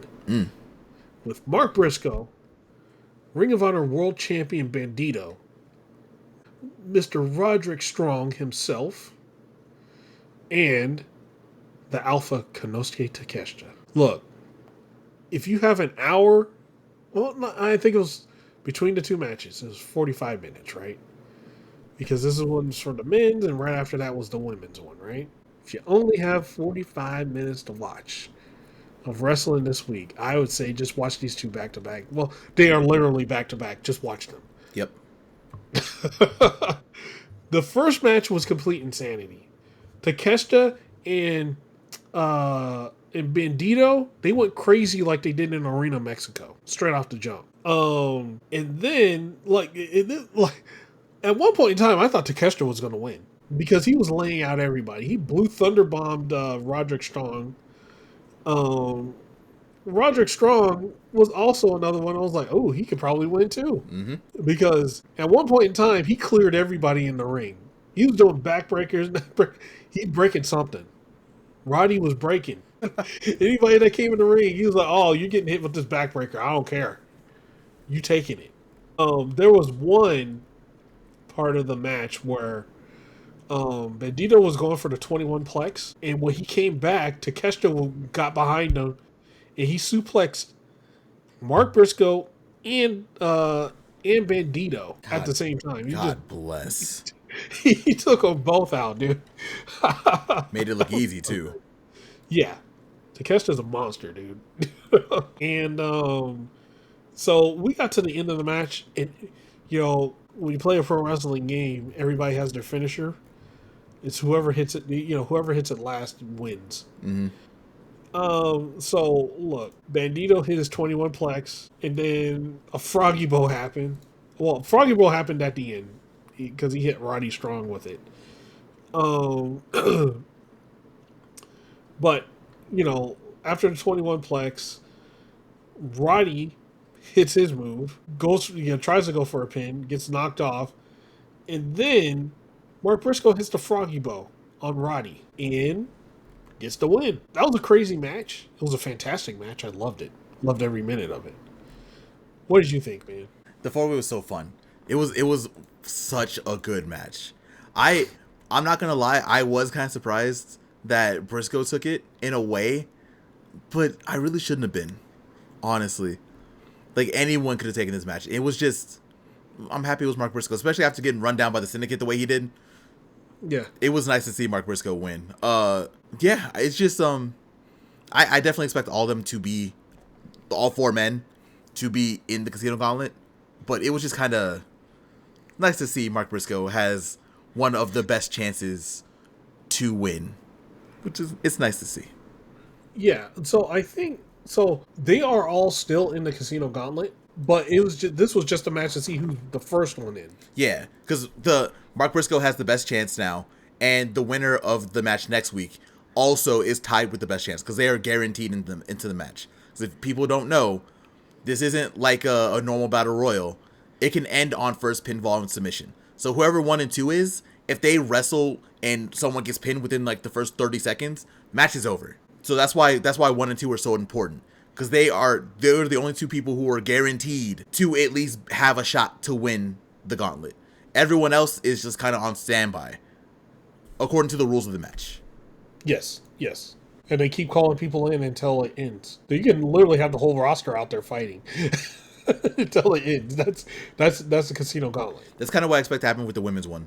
We're gonna get like a couple debuts. Alex Windsor is gonna be there, a couple other people, and then I expect the women's gauntlet to be like 20, 24 people deep. I think. Ooh. Yeah. Okay. It's gonna be. I think it's gonna be crazy. Because like men's is usually like it ends at like 15. Yeah, somewhere around there.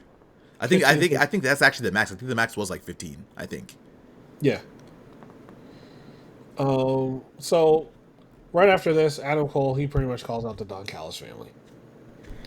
And he said he's issuing an open challenge for his TNT title only against the Don Callis family. So whoever comes out, he's gonna beat him. That's pretty much what he's doing. Here I am going, man, Adam Cole, I wish you were doing this a long time ago. Yay, storylines. Wish you were doing this a long time ago, just issuing the open challenge. I'm not gonna hold you. I think when Claudio beat his ass in that first open challenge, he was like, you know what? I'm gonna be a little bit more selective. I'm not gonna open it up.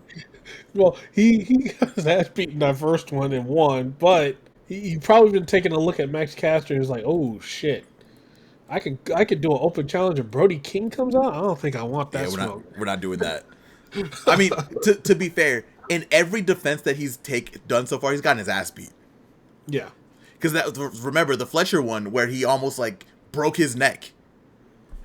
He was like an inch away from something really bad happening. So he's probably like, you know what? I'm gonna be more selective. These motherfuckers are trying to kill me. Although saying anyone from the Don Callis family is crazy because Don Callis family like rolls deep. It could have been anyone. Yeah, it could have. Look, it could have been like a returning Brian Cage. Would you want that? No. No. No. I don't want that smoke. I would have said open challenge against anyone in the Don Callis family named Rocky Romero. Yeah. Rocky still would have beat his ass too, which is crazy. Look, you could have got Takeshita, okay? Exactly. It's still not smart. Takeshita was like, oh, I had a match. I'm nice and warmed up now. I'm going to come beat your ass, Adam Cole.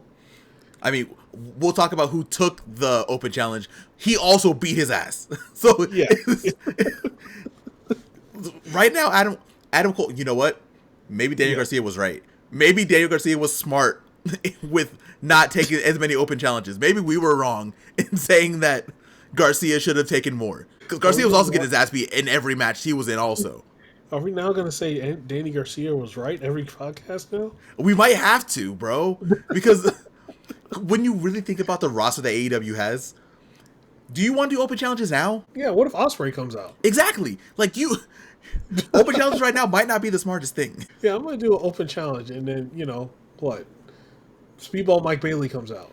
Speedball. You can get an Ospreay. You can get a Hangman. You can get a one of the Young Bucks. You can get a Swerve.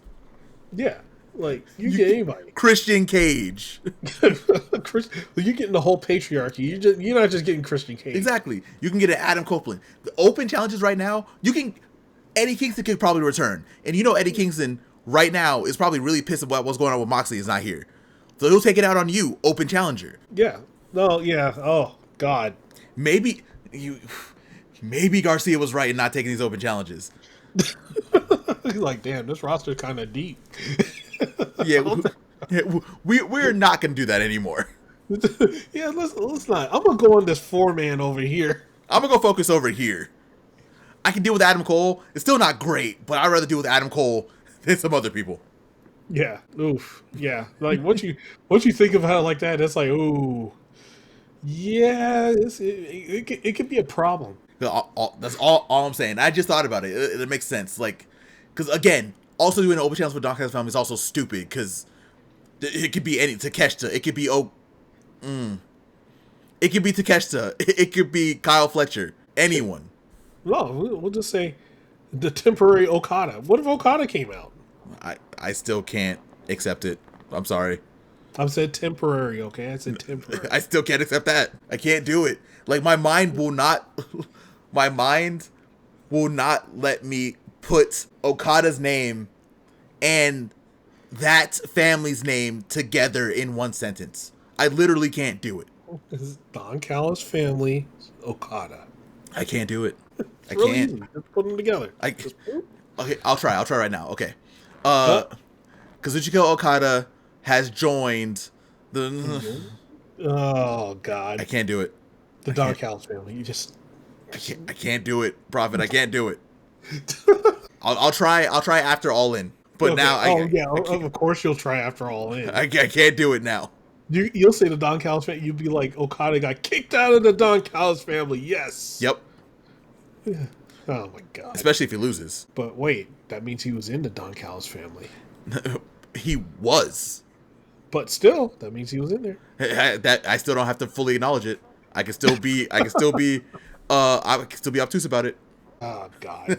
So, right after this, we have the 4-way match for the number 1 spot in the women's Casino Gauntlet. Willow Nightingale, the Ring of Honor Forever Champion, Athena, Chris Statlander, and Thunder Rosa. Again, another great 4-way match. And like they were all showing out on this match. They all had their moment to show it out. At one point, Athena laid out everybody in the ring. she like DDT'd somebody. She did her handspring, like fucking, that little forearm thing she does to people in the corner. She was doing everything, man.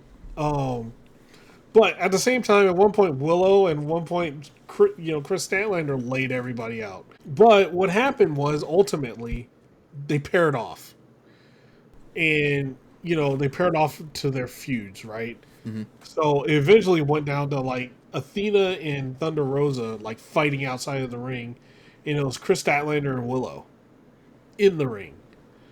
And as that was going on, the Death Riders, led by Marina Shafir. Marina Shafir was walking down in the ring because Willow laid out Chris Statlander. It was about to hit the babe with the bomb. And Shafir jumped up on the apron. And right behind Willow was Wheeler Yuta. And Wheeler Yuta was gonna, try to do something to Willow. Willow hit Wheeler Yuta with a pounce, and then was gonna go after Shafir, but she forgot Statlander was still there. Chris Statlander then hit the Saturday Night Fever or Wednesday Night Fever, whichever one. Saturday, I think. Yeah. So she hits that and gets the victory over Willow, further feeding into that Chris Statlander joining the Death Riders. She can't play obtuse on this one either, right? Like, nope. She was fully aware of what was going on this time. It was impossible for her not to be. Oh yeah. So this is probably going to lead to something next week. We'll see. But this is also going to lead to All In because Willow's going to try to come out and help, but she's going to have a Chris Statlander problem. Mm-hmm. We're going to have to find out who's going to beat up Marina Shafir and take her out, because right now Marina Shafir is free. I think Willow takes her out, and then Chris Statlander stops Willow. But then we have a free free Chris Statlander. Exactly. Which is even more devastating than having a Marina Shafir. Exactly. It's a lot worse. That's a lot worse. So who's going to take out Statlander, right? Like, there's a free person either way. I'm not going to hold you. Like, we could talk about how the men's world title is going to be like an overbooked mess because they're kind of making it out to be. They're kind of already preparing us for that. But going back to the 4-way, can we talk about how different the 4-ways were? Like the men's was definitely all just like, we're here to wrestle, we're gonna show who the winner is. Not only did the women's have that, but they also had like a ton of story in the match. Yeah, because we had 2 different stories going on. Like, well, actually, I don't want to say like it was probably 3. Yeah, technically 3. If you want to count the Chris Statlander story differently, that's 3. So you had the Thunder Rosa Athena story going on, and then you had just the plain old Athena story. Because Athena's thing is she's trying to get on AEW TV now and trying to get the AEW World Title. That's her new that's like starting to be her new story, her new ambition now. We saw it on Collision, right? When we talked about it last week, where like Athena was going out of her way to like outdo her whole team. Right. And she was kind of doing the same thing. She was going out of her way again to steal this match, and she stole it, honestly. Yeah. I mean, she did everything but win the match. Right. And then we have the Chris Statlander Willow thing on top of, Chris Statlander joining the dark side. She's becoming a full-on Sith now. Taking out Willow and going to the dark side. Mm-hmm. With the Death Rider storyline. So yeah, it was quite a bit of story in this one. It's interesting. Like I really enjoyed this match. And again, we already kind of know that Athena and Thunder Rosa are going to be at Supercard of Honor and not All In, which is kind of sad.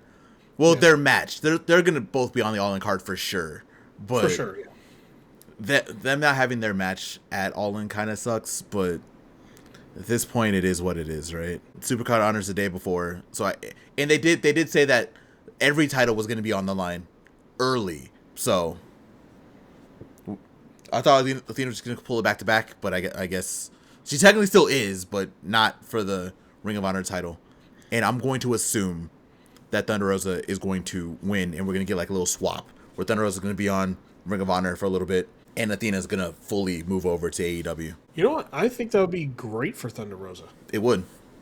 I think so too. Because, she's getting that busted open stank off of her. Mm-hmm. And now, getting back into like focusing on wrestling in AEW. Yeah, it worked out really good. It worked out really good for both of them. I think Thunder Rosa could be a world champion again, because right now the AEW Women's World Championship is just crowded. It's on another level. Yeah, it's very crowded right now. Willow still needs to hold that championship at some point. Chris Statlander still needs to. Mercedes eventually. Tony Storm's run probably should not be ending anytime soon because it's one of the best things on AEW right now. Yeah. It's very crowded over there.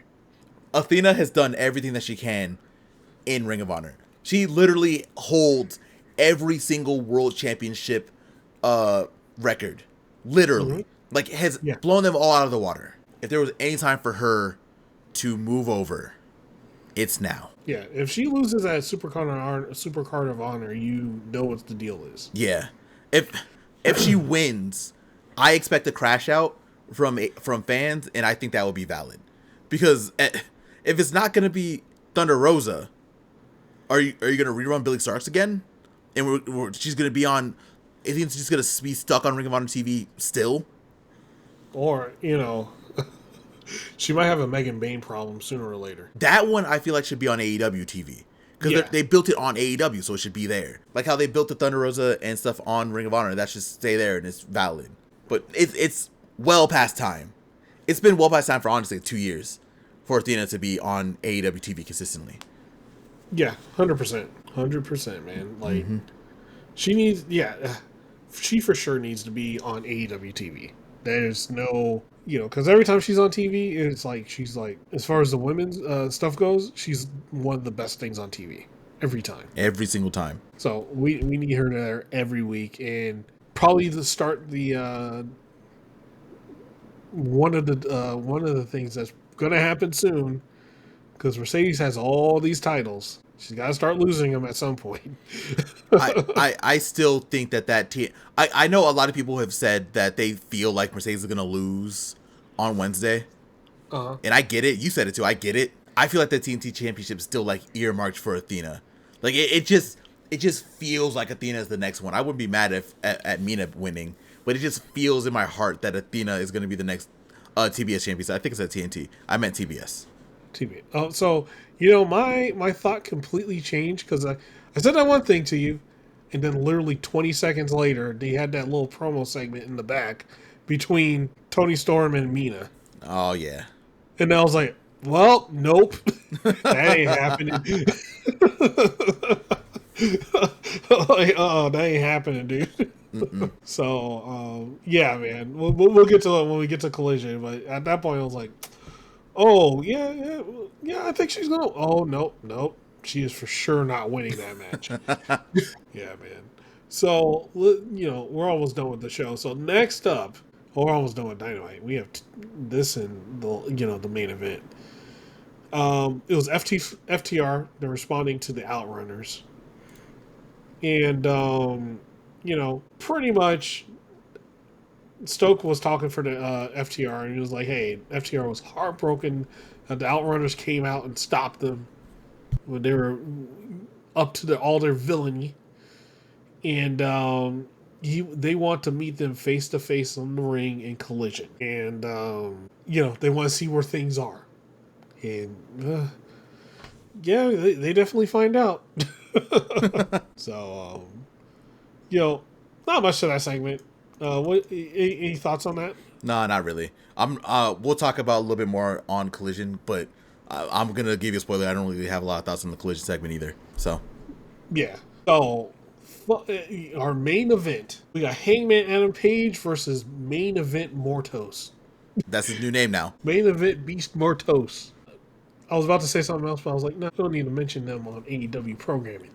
Hangman, look, this is another one of those matches. If you have a chance to watch it, watch it.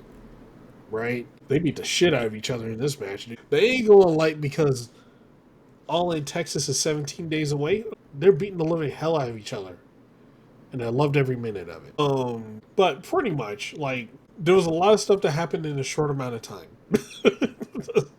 This match wasn't very long. No. If anything, I would say it was an explosive match. They came out, hit each other really hard, and then Hangman Adam Page hit a buckshot lariat, and that was it. Super fun match. If you got a chance, it's short. It's about, I would say, 9-10 minutes. Mm-hmm. But what happened after the match is where the chaos ensues. So after the match, the arena turned, the lights turned out in the arena. It was for a good minute. When the lights came back on, the Young Bucks had Hangman Adam Page. He was on his knees, and they did the EVP trigger to him. And, the Bucks were like, hey, fuck you. Pretty much. They're like, you did this. This is your fault. And right after they did the EVP trigger, Death Rider's theme comes on, and Moxley is coming right out. And he had a chain. He got that chain, and he started choking the life out of fucking Hangman Adam Page. And as he was choking him, I was like, damn, this is going on for a minute. It went on a little longer than I thought it was. They were putting an exclamation point on it. And then the ops came out, and then they ran everybody off. But pretty much Hangman was like, you gotta kill me. That's what he was you could see him saying it. They gotta kill me. But, after that, the Death Riders and Mox, they pretty much run out of, they get out of there. Yeah. They don't want none of the ops right now, especially the ops swinging chairs. So, yeah, that was the end of Dynamite. What did you think, man? What are your final thoughts on AEW Dynamite? I thought AEW Dynamite was a really good show this week. For the main event, at this point, we're all just waiting for the moment, right? Where Swerve and Hangman stand together. And once we got that suspension, we're like, oh, shit. It's not going to be this week. I don't know when they're going to save it. Maybe they'll save it for specifically All In. Mm-hmm. But at this point, that's what we're all waiting for, right? We're all waiting for the moment. So, well, I guess we'll just keep waiting for another couple weeks. Yep. Yeah. I would say I enjoyed Dynamite.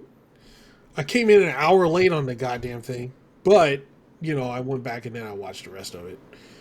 The whole thing was good. I had, it was a fun show. There was a lot of good things. It was just a lot of story beats going on.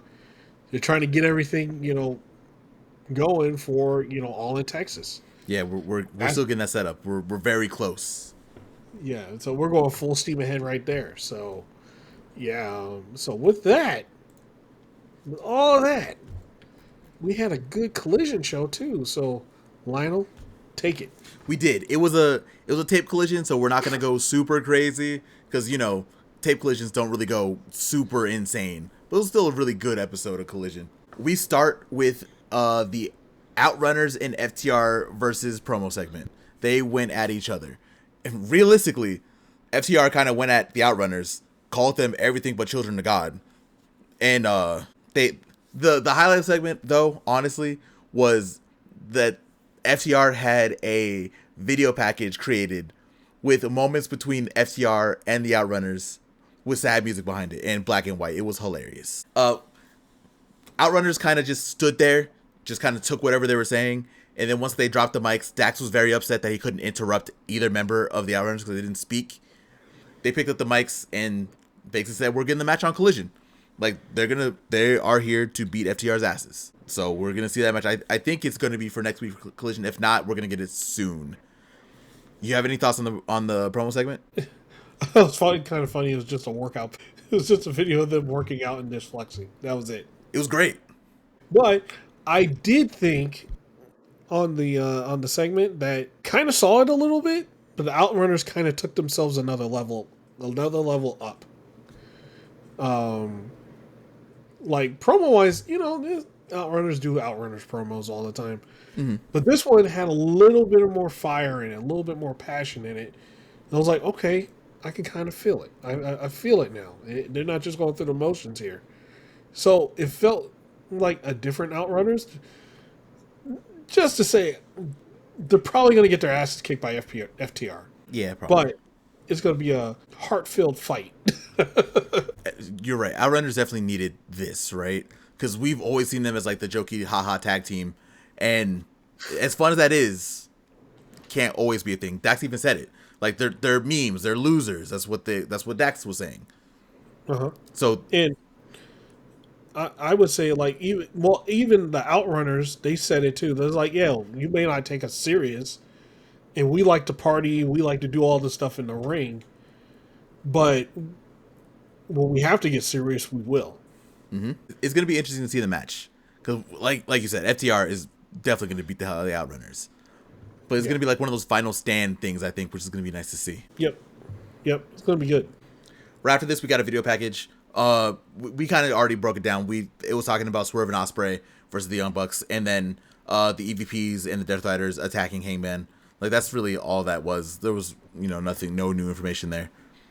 After that, we go to our first match of the night, which is a tag match between the Patriarchy, Christian Cage and Nick Wayne, versus Big Bill and Brian Keith. This was the Patriarchy's first tag match in a little while. Christian Cage made it a point to show that Nick Wayne was his partner and not like behind him. Even at the beginning, he kind of like pushed him up during the entrance to walk beside him. So it was very interesting to see. And also, Christian Cage also saved Nick Wayne a couple times throughout this. Put his own body on the line for Nick Wayne a couple times. Yeah. It's really interesting. Also, we got to give a shout out to Big Bill and Brian Keith because they just looked incredible in this match also. Look, man. I'm like, if you didn't enjoy Big Bill and Brian Keith, like, I think they finally synced together as a unit. Mm-hmm. And they looked really good here. They look really good. Just in time for Jericho to come back and ruin it. But yeah, the ending segment of the match was we had Brian Keith and Nick Wayne going at each other. Brian Keith was able to hit his finisher on Nick Wayne, but Mother Wayne got on the apron, and we got to see the visual pinfall. So Brian Keith did have Nick Wayne down for 3, but referee didn't get to see it. Referee finally turns around, we get 1-2, and Nick Wayne still doesn't kick out. Christian has to go in there and save him. Mm-hmm. Which was a nice touch. I really like that. Brian Keith still had the power advantage, so he had him up for a power bomb. Christian Cage speared the hell out of Bounty Hunter. Yep. Almost took himself out by doing that because Nick Wayne like kind of almost fell on him. Yeah.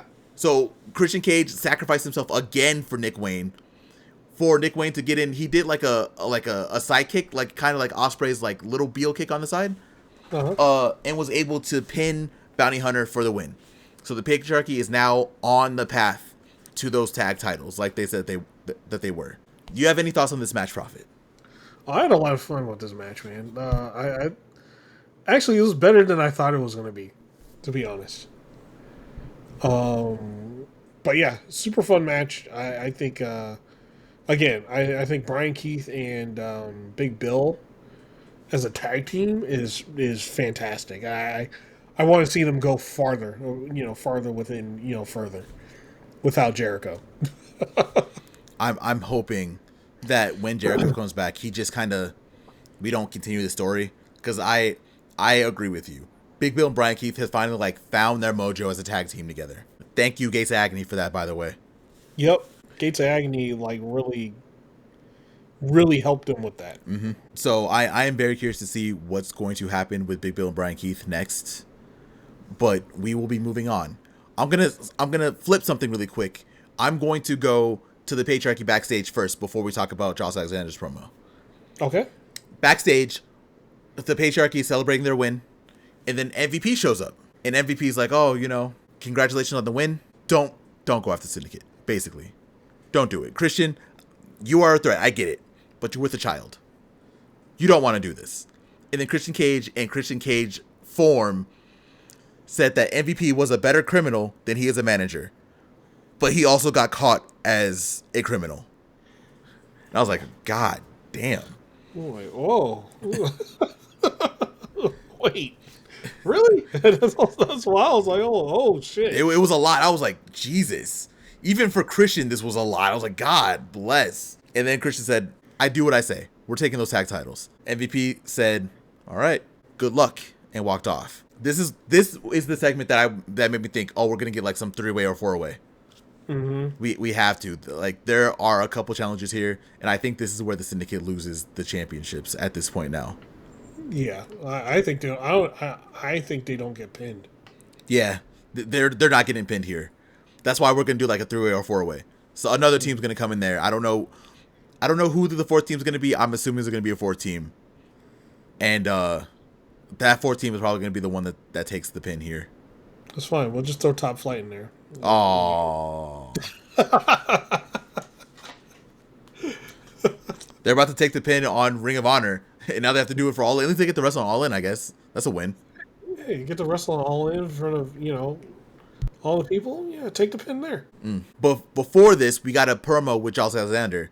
So Josh Alexander said he is going to be the one to take on Adam Cole's open challenge, which, sorry, Adam Cole.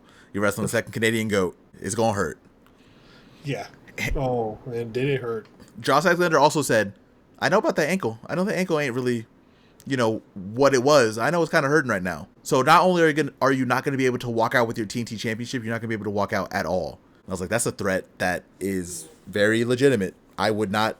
Nope. Mm-mm. You got any thoughts on either of these segments? No, I thought they were great. I think so.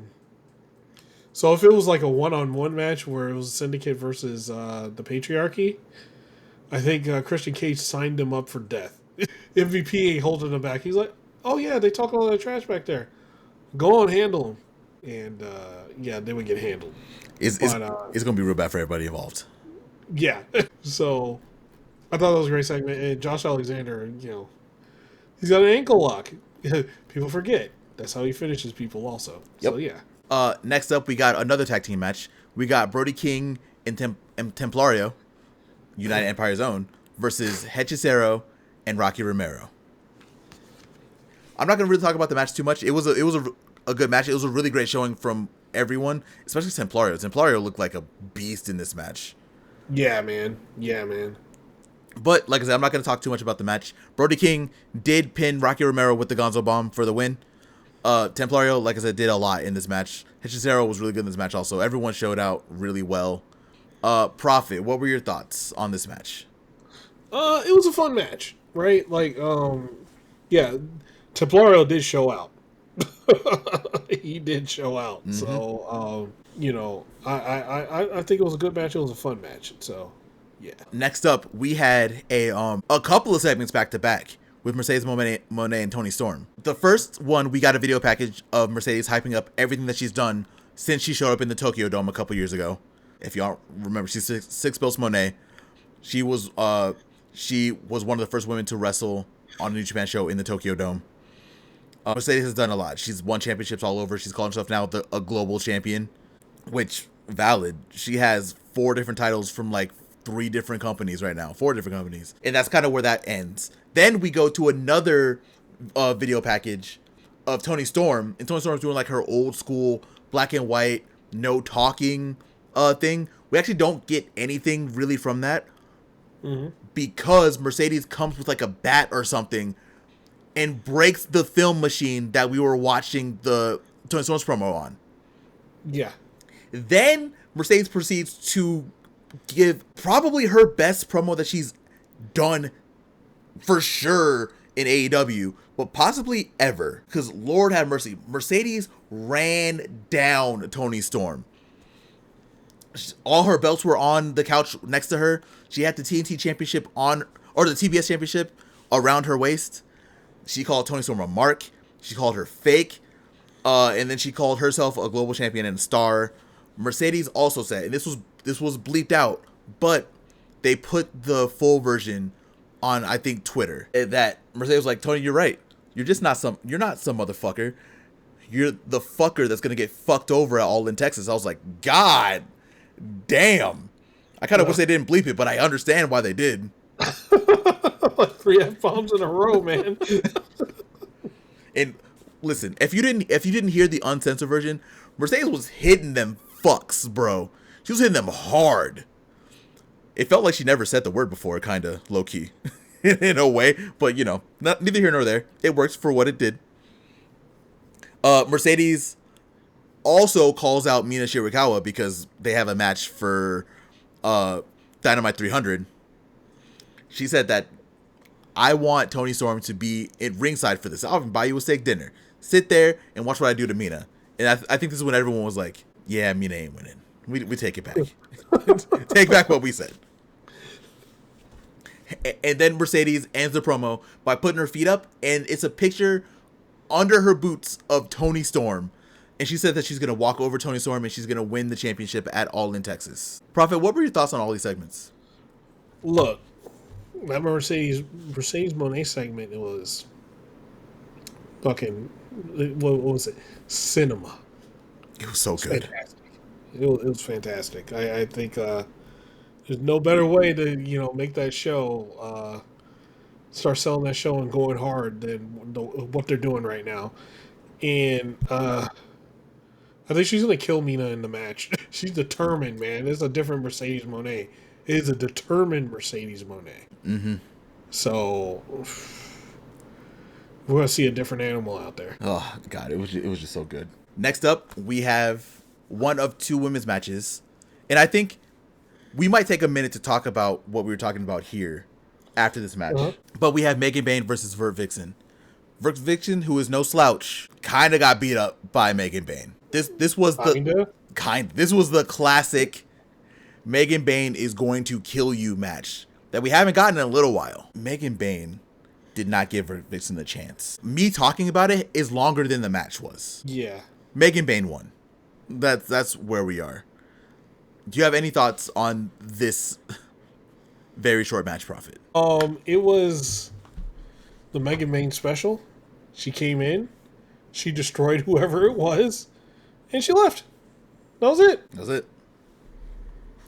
Also, we don't have to take a bunch of time on it, but there is definitely a difference between how AEW books women on Collision and Dynamite, and I don't understand why that needs to change. Yeah, they need to be booked the same across both shows. Mm-hmm. They book them very strong on Collision.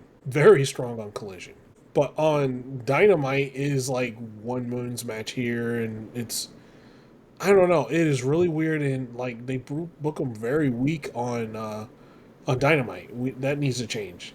It really does. The women have more than shown they can hold up their end, and at some points they have even they were doing so well they were eclipsing the men, right? Yes.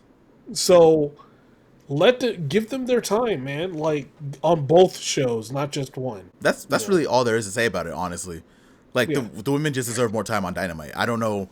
It should be similar like this. Like I would say this is more 70-30. Can they do a little bit better? Sure. But yes, of course. But this is closer to what we want. Right? We got Mercedes and Toni Storm doing some stuff. We had a match And then later we're gonna talk about another match that had a segment after. Mm-hmm. Like it's night and day, and there should be more consistency on both shows. You know what? You know what I think it is? What do you think? And man, look, they used to book a lot more women's matches way back when, during the Britt Baker era, and that's when, like, let's be honest, they were not up to snuff back then, right? They were just booking like not real good matches, right? Like you had like Britt Baker versus Big Swole, that was a train wreck. You had some of the other matches, like where you had like there was it was like a lot of early matches. Like people weren't, I know people like Riho, but people weren't really into Riho, right? Um and then you had like, I don't know, it was like the worst foot forward in at that point in time also probably generated the lowest ratings. So it's probably a stink from that is going to like towards that impedes them even now. It's not even really impeding like the product. It's just it just carried over until now, and it just needs to be taken out because the talent that you have now is leagues better than what you had before. That would be They really can hold their own. That would be really Beyond sad if that. that's true, though. Be awful. That's what I feel like it is, because those could have been like the lowest segments, right? Like, you know, you had the Brandy Rhodes segments with Jade Cargill and shit like that, right? Mm-hmm. Those weren't received very well. Like, just to be honest here, they weren't. Yeah. Sadly, Yeah, I like the segments. I'm not gonna hold you. I like the segments. yeah, it's fine. But like when Brandy Rhodes is taking up 30 minutes of the show, it's not received very well. Yeah. Yeah. I hope it's not that they're still upset for things that were happening 6 years ago, because the women that they have now are just on a whole nother level in comparison Yeah. to who was there before. Like right now, like back in the day, Britt Baker was the face of the women's division. That is not the case anymore. Oh, look, I'll just put it like this: the women's division back then cannot keep up with the women's division now. No. The women's division now is like what is literally one of the best women's divisions in the world, easy, like hands down. So, and the one back then was just like it was a Frankenstein division, pretty much. Like they were trying to get what they were trying to get. It wasn't very much out there at the time, right? Mm-hmm. But now the women's division has this very distinct identity of what they are, what they do, and like, you know, how they're, you know, they're really going at it now, right? So it's way is league the women's division now is leagues better, like one of the literally the best, one of the best divisions in the world. So they don't have to be scared no more to do that. They can let these women run. They can do it. The hope is that we get some kind of change soon, because I feel like we will. I hope that we will. But we'll just have to wait for it to see what's going to happen. So next on the show, we got Anthony Bowens backstage. Then he's entering the qualifying match for the number 2 spot on Dynamite 300. That's really all he said. You know, then he did his catchphrase, and that was really it. I don't know if you have anything on that. He said he sent daddy ass back home to think about it. I'm like, bro, eventually you just gonna have to win for yourself. Yeah, he was blaming Billy Gunn because even though Billy Gunn got attacked, but he was blaming Billy. I'm like, okay. But big ass Lance Archer, like, come on, dude. You ain't lasted from a big boot from Lance Archer either. Yeah. Well, come on. Billy Gunn finally did what he was supposed to do. Like, wrestlers nowadays are not supposed to be scared of Billy Gunn. I don't care how big he is. Yeah. Lance Archer did what he had to do, beat the hell out of Billy Gunn, and now Anthony Bowens is upset because he wasn't there, even though he got laid out. But here's the interesting thing about the whole thing. I think I said it last week. Anthony Bowens is kind of pulling a heelish move there. He is. I kind of don't want him to turn heel, but he is acting like why is Billy Gunn at home? Like, you had no reason to quote unquote send him home or to keep him at home. If you were just going to come here and just announce that you were going to be the number 2. So he's gonna be there next week, and then if you lose, you're gonna get upset at him. Like, Billy Gunn can't go out there and win the Battle Royal for you. Bro, the Syndicate's gonna be out there. MJF is in the match. The Syndicate's gonna be there. Do you think Billy Gunn can hold off the Syndicate by himself? Hell no. No. So good job blaming someone when you just need to get out there and just win the matches yourself. You gotta get that W. That's it. It's like telling LeBron, go out there and win some championships. Fuck LeBron James. Neither one's gonna happen, but still. Why did he take the money? He's an asshole, that's why. A billionaire who needs $53 million. Hey, he needs a new pond in his backyard. I don't know. Ugh. Anyway, before I get mad, we're moving on to our TNT title match. We have our TNT champion Adam Cole versus Josh Alexander. And let me tell you, Josh Alexander did exactly what he said he was going to do. And more. He said he was going to target the ankle. He didn't say anything about beating the hell out of Adam Cole, because that's what he did. He beat the shit out of him. Whenever he didn't target the ankle, he just hit Adam Cole really hard. With whatever he was doing. Yep. And that was a match. I was like, I was sitting there like, oh my God. Alexander might win the title. He might win the TNT championship. He did not. Adam Cole was able to get the reverse. There was a point where Josh Alexander was trying to do like a move in the powerbomb position, but Adam Cole slipped out. His ankle was already messed up at this point. It was bad. But he still was able to hit 2 super kicks and hit the boom and pin Josh Alexander for the win. Again, after getting the hell beat out of him for like 8 minutes before that. Yeah. Do you have any thoughts on this match? Oh, I had fun. This match was fantastic for me. Like, look, Adam Cole is looking like prime form Adam Cole again. Yeah, he is. Wrestling wise. Yeah, he is. Like, that boy's going. And, Josh Alexander. It's Josh Alexander. Come on. Second Canadian GOAT. One of the best goddamn theme songs in wrestling right now. Let's fucking go. It was a really good match. Yeah, it was really good. Yeah. Right after this, we got Ricochet from Dynamite. This was after the AR Fox match. Ricochet was caught up to by a journalist and was saying, "Why did you abandon AR Fox like that?" He was trying to wave him off, and AR Fox was like, "Yeah, answer the question. Why'd you leave me out there to dry?" And before Ricochet could say a word, the Gates of Agony came and just jumped AR Fox. Yeah. They picked him up. They threw him into the gate outside a couple times, stomping him out, just beat the hell out of him. And then when AR Fox was down and out, they both turn around and look at Ricochet. And Ricochet just kind of looks and is like, "Let's talk." And then he walks back into the arena with Gates of Agony.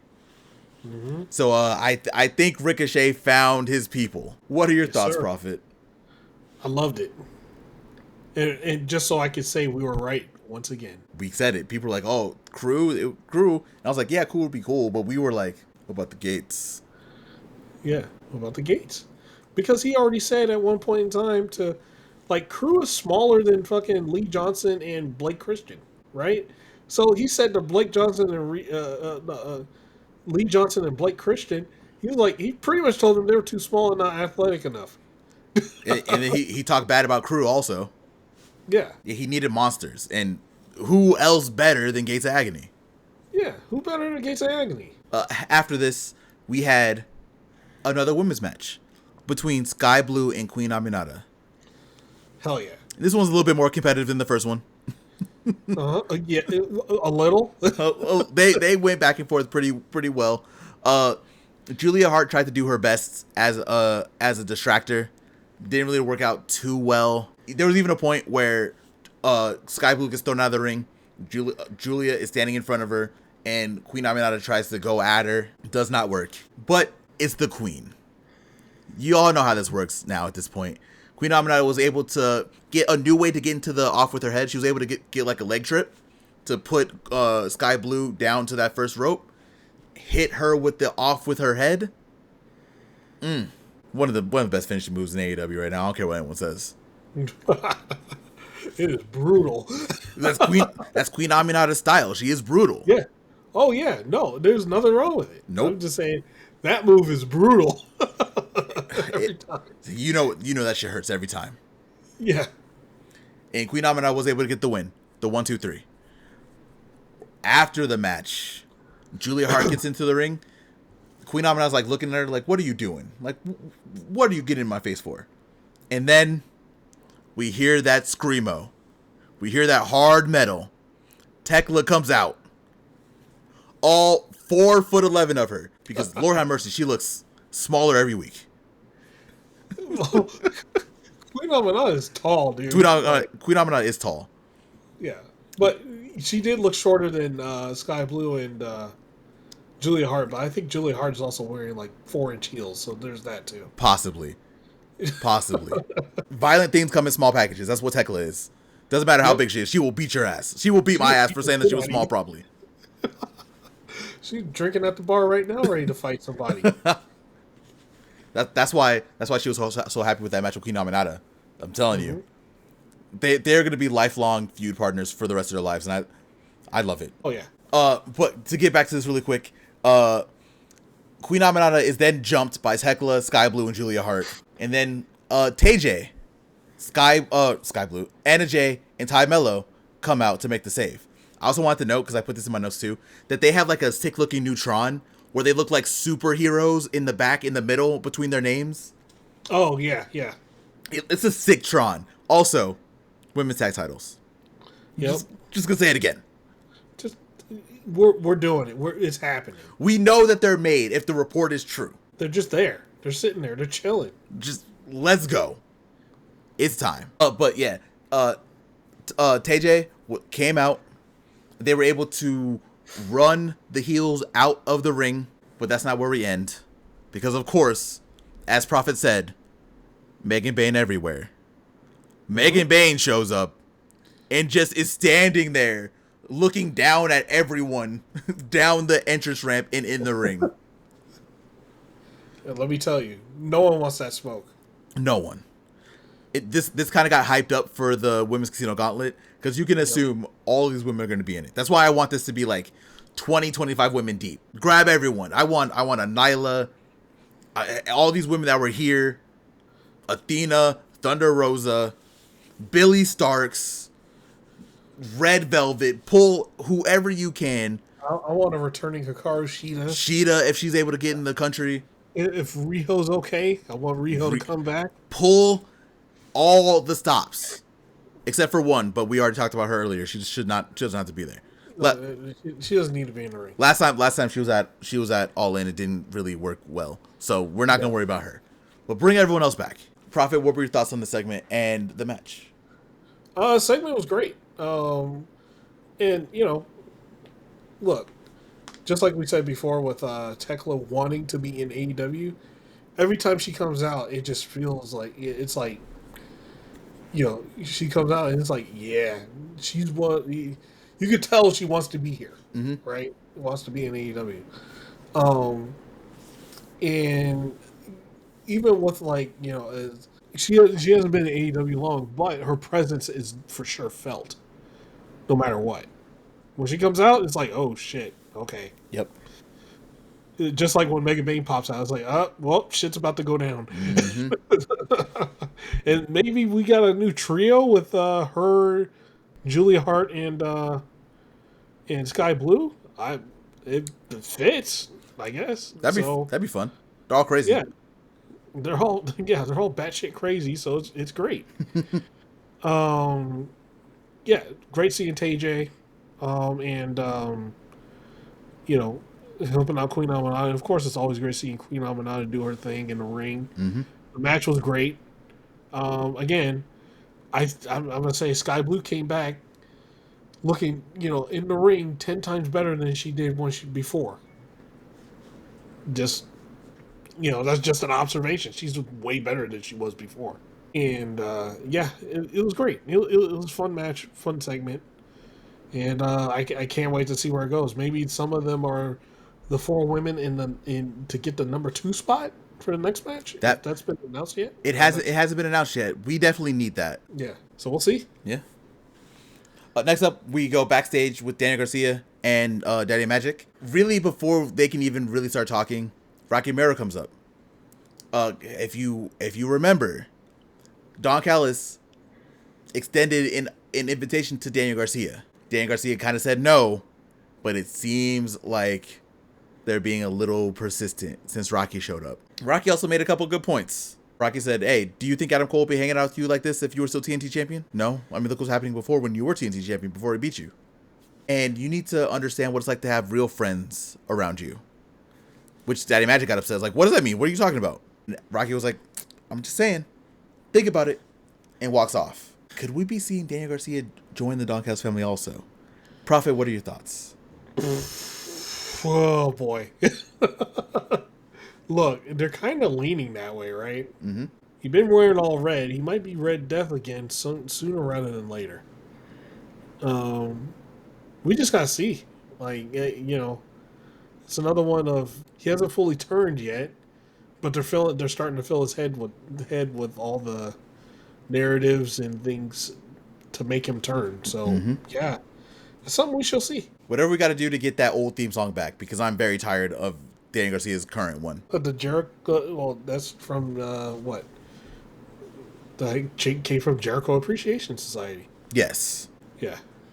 Wherever we do can get Crimson Extinction back, I am for it. Next up for our Collision main event, we have the Battle of the Kyles on AEW Collision.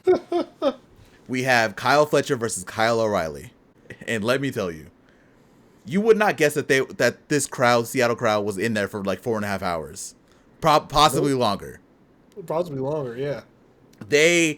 Every chance that they can think of to add Kyle into it, they made. The entire match. This is Kyle. We Kyle people. Whose house? Kyle's house. Kyle is awesome. Anything that they could do, they put it. And let me tell you, Kyle Fletcher, he soaked this in.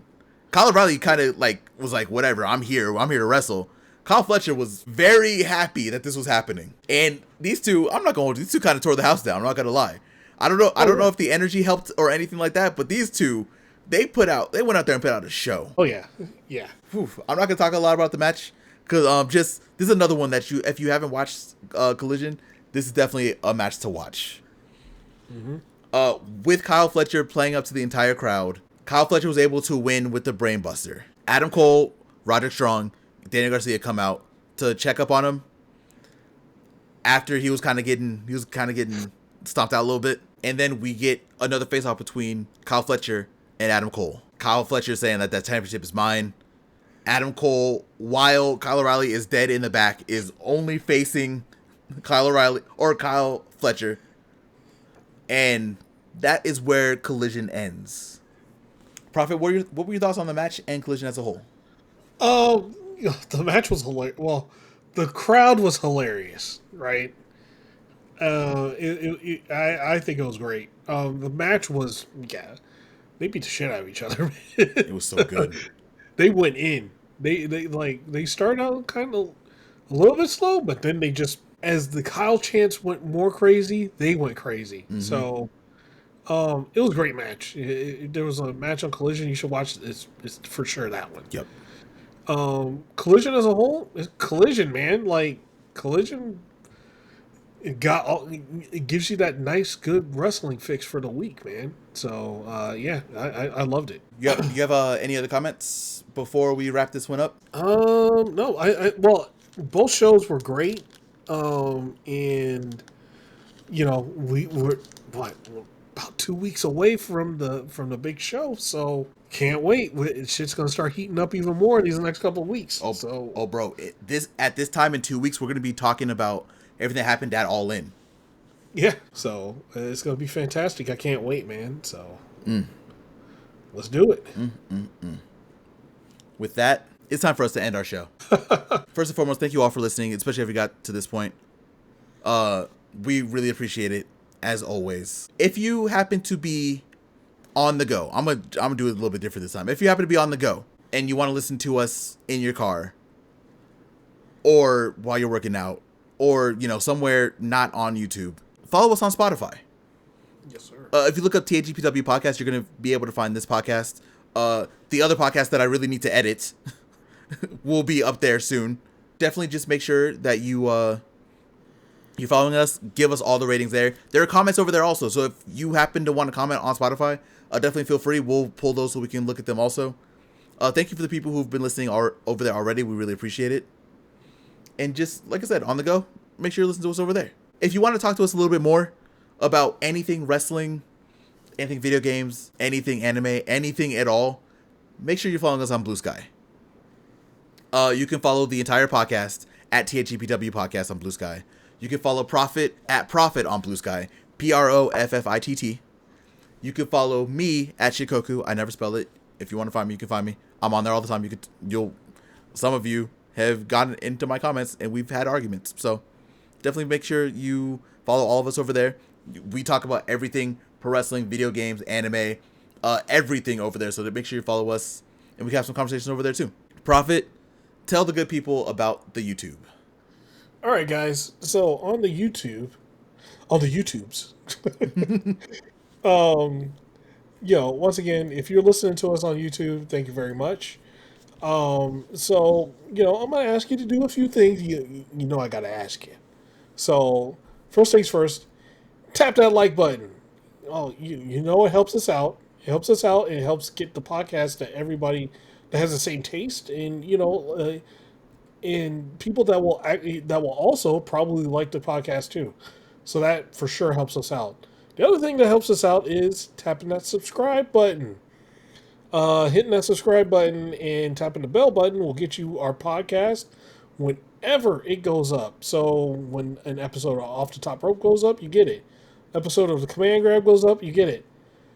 Once in a great while when we do a OVA episode, that'll go up too. But yeah, you'll get the notification for that. So the last thing I'm gonna ask is that you hit us up in the comment section. We don't bite, man. Don't worry if we don't answer right away on the comments, because as you've seen on this show, we talk about them on the show. So just know I'm gonna like and hit that thumbs up and all that good stuff. But we're gonna talk about it on the show for sure. So comment. It's fun for everybody, and even then we can get a conversation going. So once again, thanks guys for joining us. Thanks for looking at the podcast and all the things we talked about on here as far as the Spotify and things like that. It will be in the description of this podcast on YouTube. So check them out there. You have all the links, and you can do with them what you want. So with that, it's time for us to get out of here. Thank you very much. And you know what? We're out. Peace.